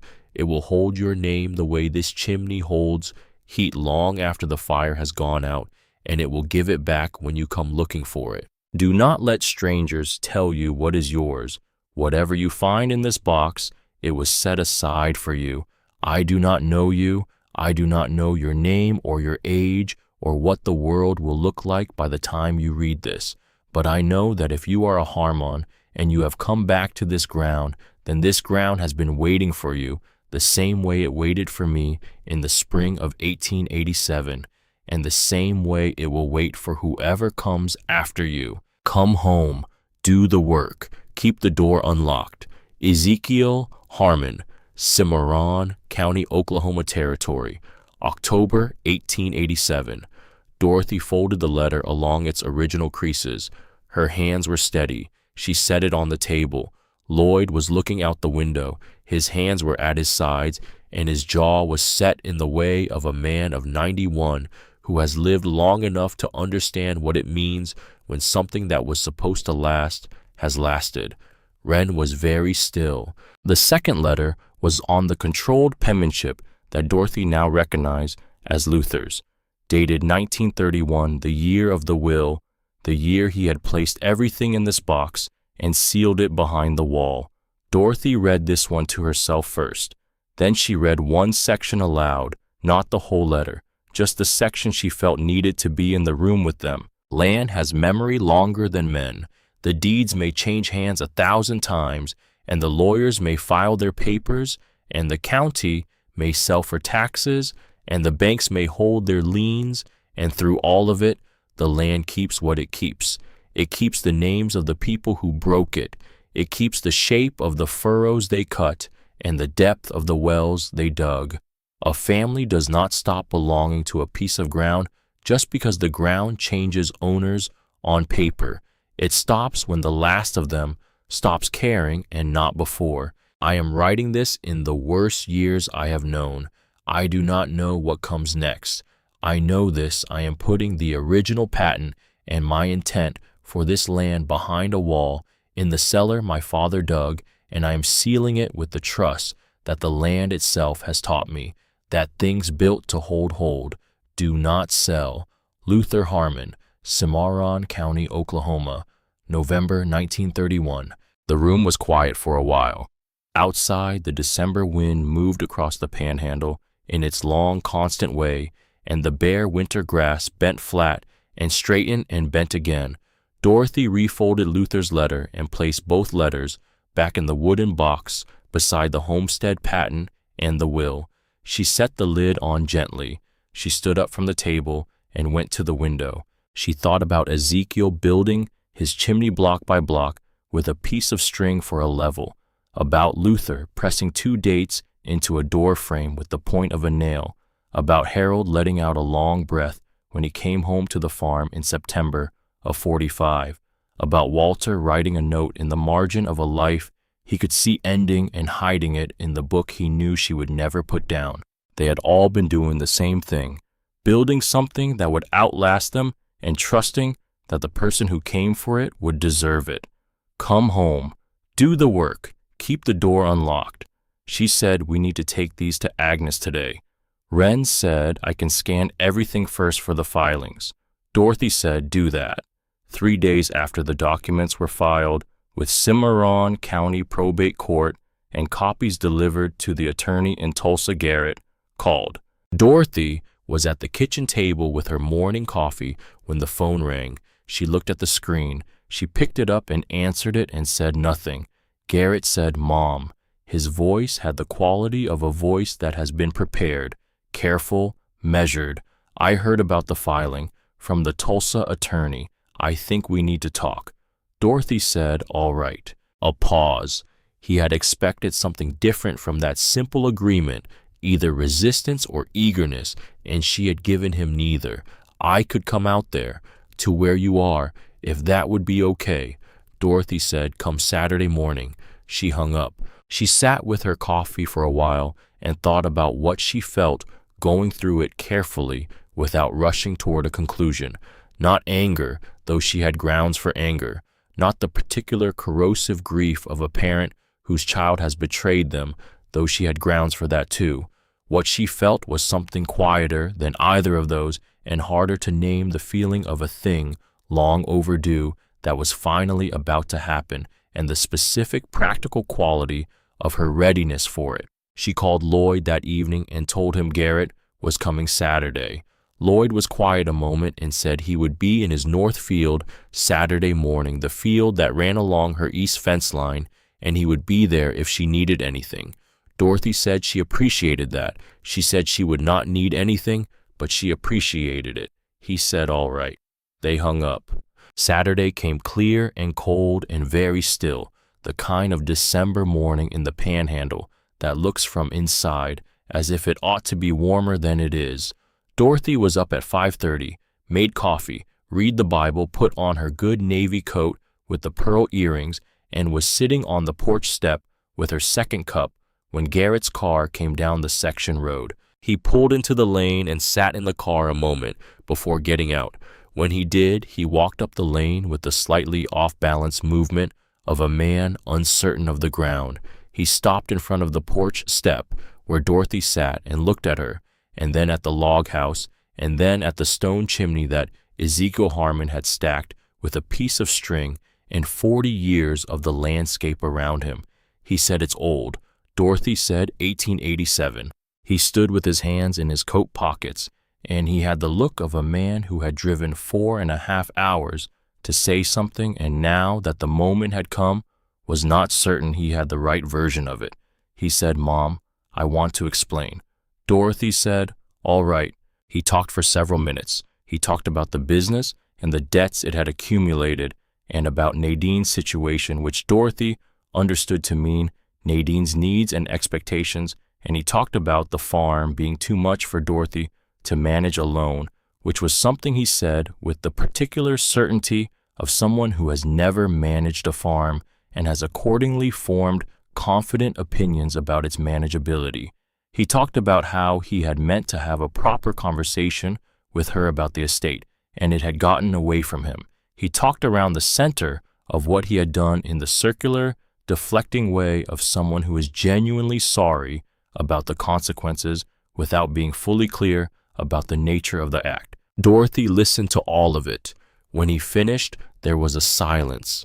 The Panhandle December air was very still. Somewhere to the north, the sound of a tractor idling low. Dorothy set her coffee cup on the step beside her. She said, "I forgave you the day Nadine packed my bag. I forgave you on the porch in Tulsa County, sitting in the cold before I had even finished reading what was in that envelope." She said it evenly, without drama, the way you state a fact about something you have already completed. "I want you to understand that. I forgave you for my own sake, not yours, because carrying that weight in the other direction doesn't do anything useful for either one of us." Garrett looked at her. She said, "But forgiveness and trust are not the same word, Garrett. They are not the same thing, and they do not come from the same place, and one of them does not lead to the other on its own. Forgiveness I can give you. Trust is something that gets built back, and that building is work that belongs to you, not to me. I can't do it for you. You have to decide whether you want to do it." He stood there with his hands in his coat pockets and the look of a man who had prepared for several versions of this conversation and had not prepared for this one.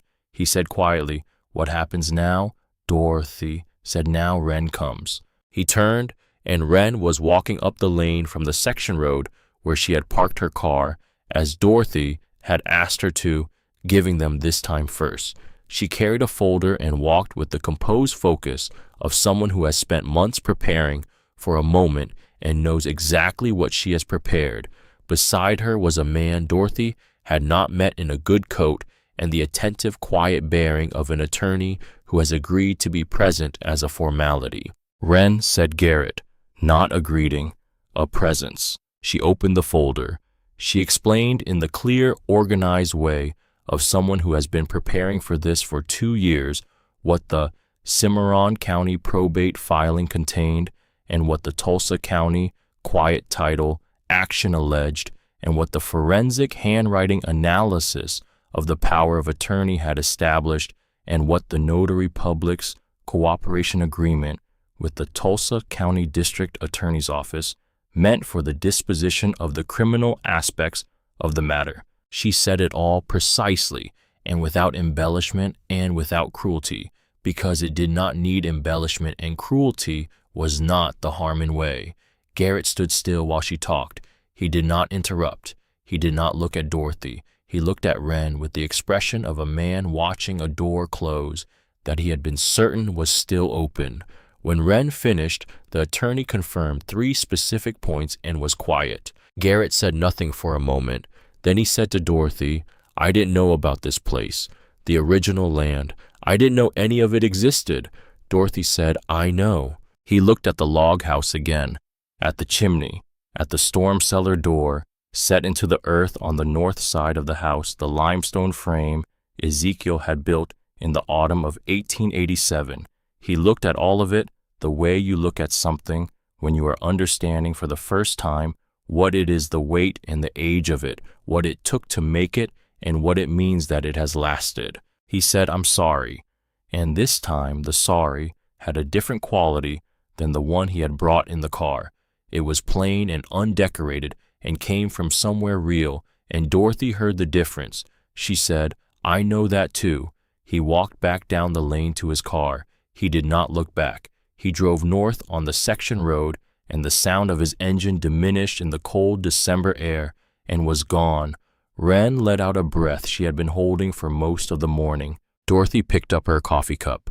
She said, "Let's go inside. It's cold." The legal proceedings moved the way they moved, which in Oklahoma means steadily and without spectacle, and according to a timeline that belongs to the law and not to any individual. The quiet title action in Tulsa County was resolved in Dorothy's favor before spring, supported by the forensic evidence and the notary's cooperation. The Cimarron County probate filing, anchored by Luther's 1931 will and the original 1887 patent, proceeded through the probate court with the support of Agnes Pruitt's thorough records and the documentation Wren had assembled over 2 years. Nadine Harmon faced criminal proceedings related to the forged power of attorney. Dorothy declined to make a statement to the media, which declined to notice this restraint and covered it briefly anyway. She had nothing to say for public consumption. What had happened, and what needed to happen was happening, and speaking about it would not change either. Continental Resources informed, through appropriate legal channels, that the mineral rights they had been working toward were unavailable for acquisition, withdrew Donovan Reese and his dark gray sedan from Cimarron County, and directed their attention elsewhere. The Morrow Sand Formation beneath the original Harmon Homestead stayed where it had always been. The Tulsa County farm came back to Dorothy in February. She called a young couple from her original Methodist congregation, a pair of people in their late 30s, with 2 children and the particular combination of desire and capability that characterized people who wanted land and knew what wanting land required. She rented it to them at below market rate on a long-term lease with a purchase option built into the terms. The lease had one condition which she stated plainly when they sat at the kitchen table in the Tulsa farmhouse, and she slid the papers across to them. The chair at the end of the table stayed where it was. They said they understood. She also called Elaine, not to report exactly, but because 7 weeks had passed since the Saturday confrontation, and Elaine had called every Sunday and Dorothy had said everything was fine each time without going into detail, which was not the same as the truth, and which she felt by the beginning of March she owed Elaine more of. Elaine listened to all of it from Portland quiet, in the way she had always been quiet when something important was happening, the same quality Dorothy had always recognized in her as a kind of internal seriousness, a steadiness under pressure. When Dorothy finished, Elaine was quiet for a moment more. Then she said, "I wish I had known about the original Homestead land when Dad was still alive." Dorothy said, "We all do." Elaine said I should come out to see it. Dorothy said, "Whenever you're ready." "There's the iron cot in the back room. It's not much." Elaine said, "I'm not coming for the cot. I'm coming to see where you are." Dorothy said, "I know. Come when you can." She hung up and sat at the kitchen table of the log house in the early March light and felt the particular warmth of having been known by someone who loves you well, which is different from being loved and equally necessary. The last discovery happened on a Tuesday morning in the second week of January, 6 weeks before Elaine's call, 3 weeks after Garrett's Saturday visit, on a day that was cold and still by Panhandle standards, which meant merely cold. Lloyd came in the morning. He had been coming 3 times a week since November, and the rhythm of his visits had become part of the rhythm of the house. The sound of the faded green Ford on the section road, and the slow, deliberate footsteps on the porch boards, and the cedar cane leaning against the outside wall. He wanted to check the west wall of the storm cellar before the hard freeze that the forecast was predicting for the following week. Dorothy agreed it made sense. They went down together, Wren holding the flashlight from the top of the stairs. Lloyd worked along the west wall with his flashlight in his palm, the method he always used, pressing flat against each course of stone in turn, reading what his hands told him. Dorothy stood near the stairs and angled the second flashlight toward the wall where he was working. Lloyd stopped near the center of the west wall. He pressed his palm against it, then moved it up 2 courses and pressed again. He said, "There's something up here." Dorothy moved forward.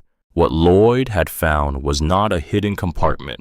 It was simpler than that. Set into the mortar joint between the 3rd and 4th course of stone at approximately eye level was a small object that had been pushed into a gap, and over the decades, the mortar had partially sealed around it, covering it so nearly completely that you would not notice it unless you were running your palm along the wall in good light and felt the slight asymmetry in the joint.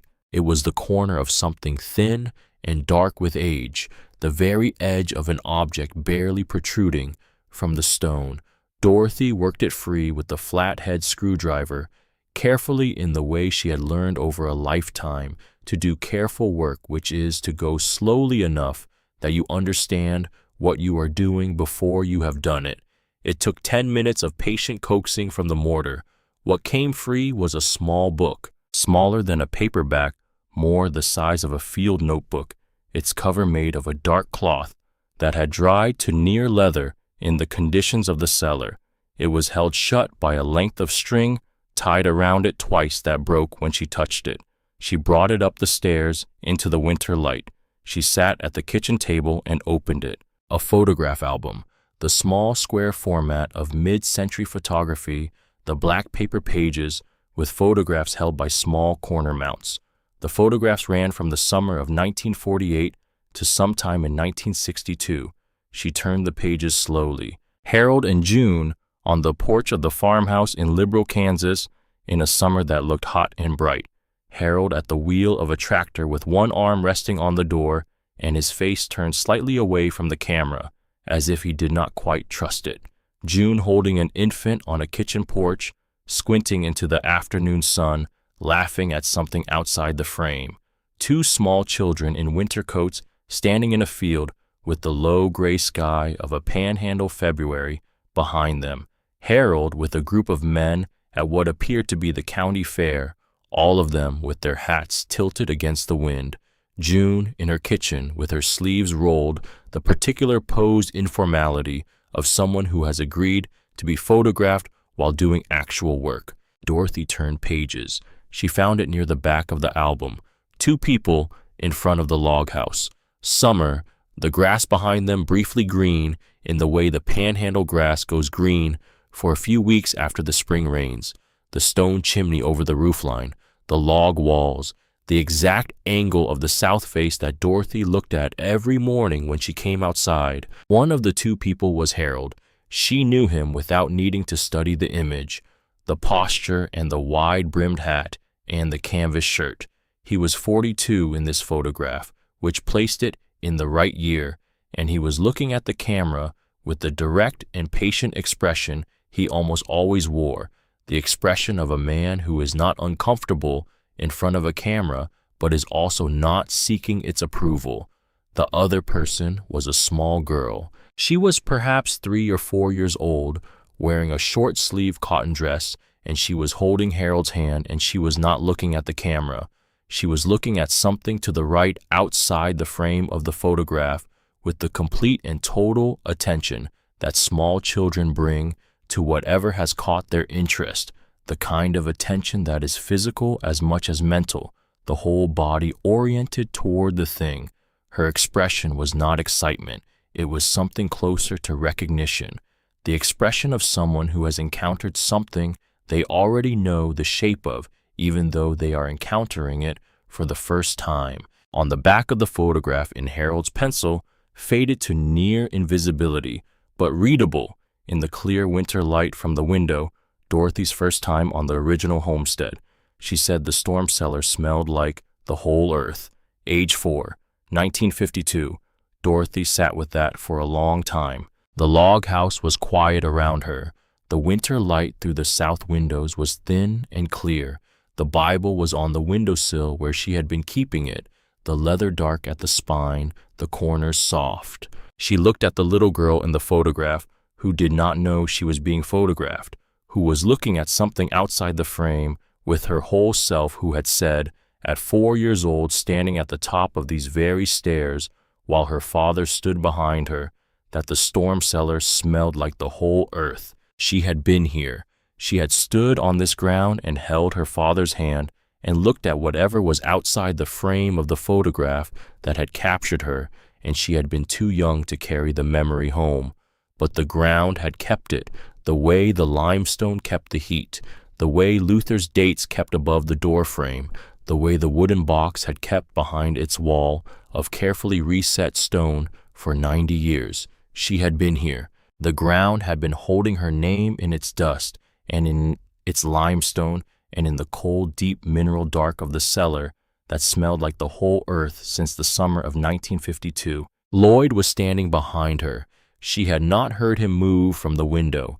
He stood and looked at the photograph over her shoulder. He looked at the log house exterior in the photograph, the same south face Dorothy looked at every morning, the same stone chimney. He looked at the small girl in the cotton dress. He did not say anything. He set one large hand on Dorothy's shoulder briefly, the weight of it warm and still and sure, the gesture of someone who has been in enough hard and good moments to know when a moment does not need words. Then he took his hand away and said he was going to check the eaves on the north side before the weather changed. He got his coat from the peg by the door and his cedar cane from beside the stove, and his slow footsteps went across the wide pine floor, and the door opened and the cold came through the room for a moment, and the door closed. Dorothy was alone in the log house with the photograph in her hand and the Bible on the windowsill and the album open on the table. She did not cry immediately. She sat with what she felt the way her father had taught her to sit with hard things, the way all of them had taught her, in the quiet, unremarkable manner of people who understand that the feeling is real and deserves to be met honestly and not performed. She sat with the recognition of having been held by a place for 72 years without knowing it, of having a memory that was not accessible as memory but that had been in her the entire time, the way certain things are in the body without being in the mind, the way you know the shape of something without ever having consciously learned it. She thought about what it meant that Harold had put this album here. He had known the compartment in the storm cellar wall. He had put the album in the west wall joint himself in the last year or two before the land was sold, she thought, because the album ran to 1962 and he had sealed it against the stone and the mortar had grown up around it and he had left it, perhaps meaning to come back for it, perhaps knowing he would not, perhaps simply putting it somewhere safe in the understanding that safe was the best he could do. She sat with all of this. Then she let herself cry quietly in the way of a woman who has been keeping her water inside her own banks for a very long time and has finally arrived somewhere safe enough to let it go. Not the sharp, hot grief of loss, but something older and deeper, and in some ways gentler, the tears of someone who has been found rather than someone who has been lost, though both things had been true and still were. She cried for Harold, and for June, and for Luther, and for Ezekiel, and for Rosie, who had called this the earth's own room. She cried for Walter, who had seen what was coming, and had prepared her in the quiet, unceremonious way of a man who loved her well. She cried for the 4-year-old girl in the cotton dress, who had stood at the top of these stairs and said something true about what she smelled, and who had carried that truth in her body for 72 years without knowing she was carrying it.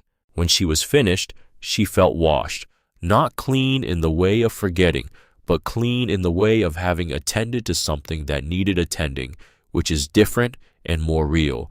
She wiped her face with the back of her hand and picked up the photograph and set it carefully inside the Bible behind the front cover where the names were, the 4th image in a book that had only ever held words. She put her coat on and went outside to find Lloyd on the north side of the house and tell him the eaves could wait because she wanted to walk the east fence line before the light got low. He put down the board he had been examining and fell into step beside her, the cedar cane finding the frozen ground with its familiar rhythm, and they walked together in the thin December light without speaking the section road visible through the bare fence posts, and beyond it the flat, wide country going west in every direction, toward a horizon that was also going west, toward a sky that was also going west. Everything in Cimarron County going in the same direction. It had always gone, patient and constant, and far larger than any individual life set against it. 6 months later, on a June evening, Dorothy sat on the front step of the log house and watched the last light go across the panhandle sky. The roof was sound, all of it. The well ran cold, clean water that tasted of limestone and iron. The cook stove connected to the chimney in the way it had been built to connect to something since 1887. The floor had been cleaned and sealed, and the walls replastered in the sections where the original coating had fallen away, and the new plaster was close enough to the old color that you had to look twice to tell the difference, which was close enough. Elaine had come in April. She had driven from the Tulsa airport in a rented car on a Thursday evening and stood at the lane entrance in the low spring light and looked at the log house for a long time.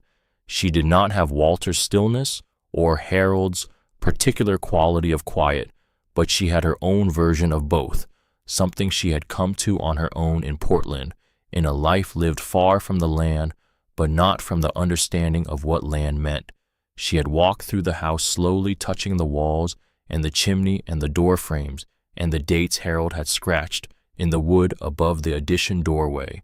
She had gone down into the storm cellar with a flashlight and stood at the bottom for a long while. When she came back up, she said the storm cellar smelled like the whole earth.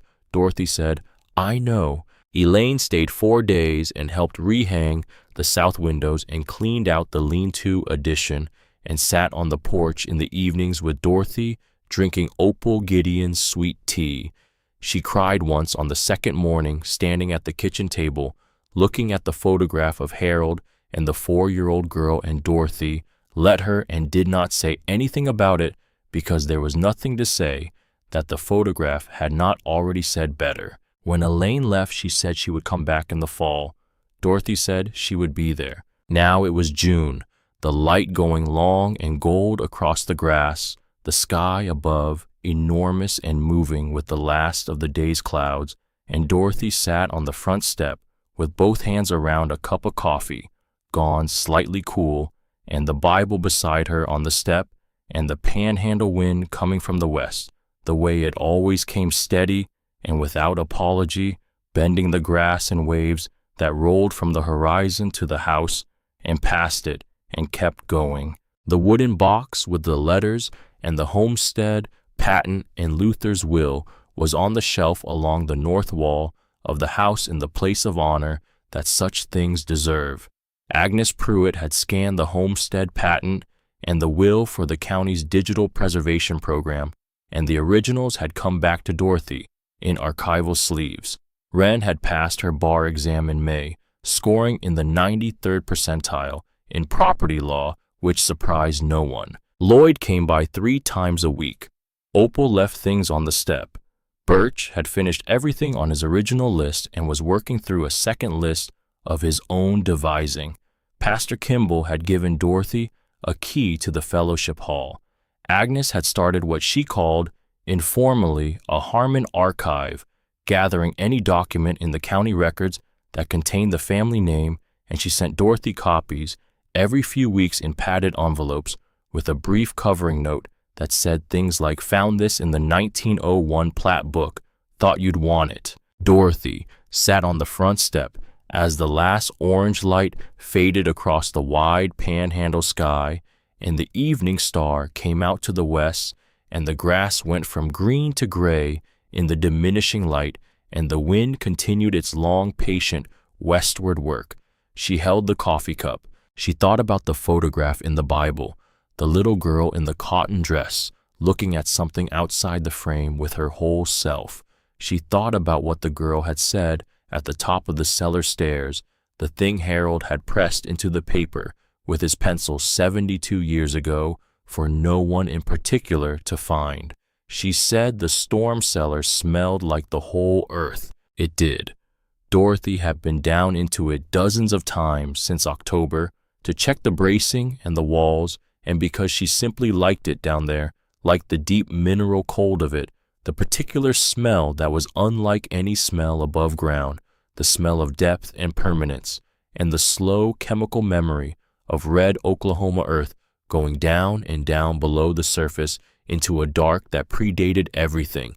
She liked standing in it and looking up the stairs at the square of light at the top and feeling the full weight of 137 years of her family's history in the walls around her and the earth above her head. That is the thing about land. Land does not stop belonging to a family just because the deeds say otherwise. The dust remembers the boots that broke it open in the first place.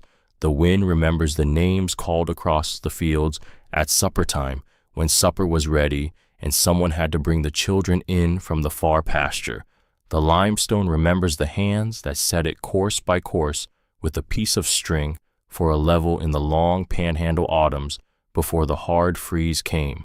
A homestead does not stop holding what it holds just because no one has lived on it for a generation or 2 or 3 or 6 decades of county records and tax sales and the general indifference of time.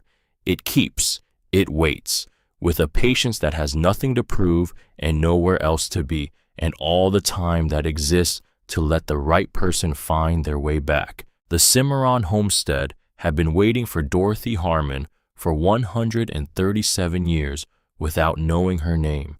It had kept the money and the patent and the letters and the will and the album of photographs and the image of a 4-year-old girl standing in its doorway in the summer of 1952, looking at something outside the frame with her whole self. It had kept the date scratched above a doorframe with the point of a nail and the red wax sealed along the lid of a wooden box and the limestone of a chimney stacked by a man with a piece of string and a hammer his father had given him. It had kept all of it undisturbed in the red Oklahoma earth, in the dark behind the limestone wall, and in the cold mineral deep of the storm cellar patient, the way only something very old and very certain of itself can be patient, the way only land can wait. Dorothy Harmon was 76 years old and locked out of the only home she had ever known. She had $1 to her name, and she spent it on a log house on the original Harmon Homestead in Cimarron County, Oklahoma, the ground her great-great-grandfather, Ezekiel, had broken with his hands and his father's hammer in the spring of 1887. It was the best dollar she ever spent,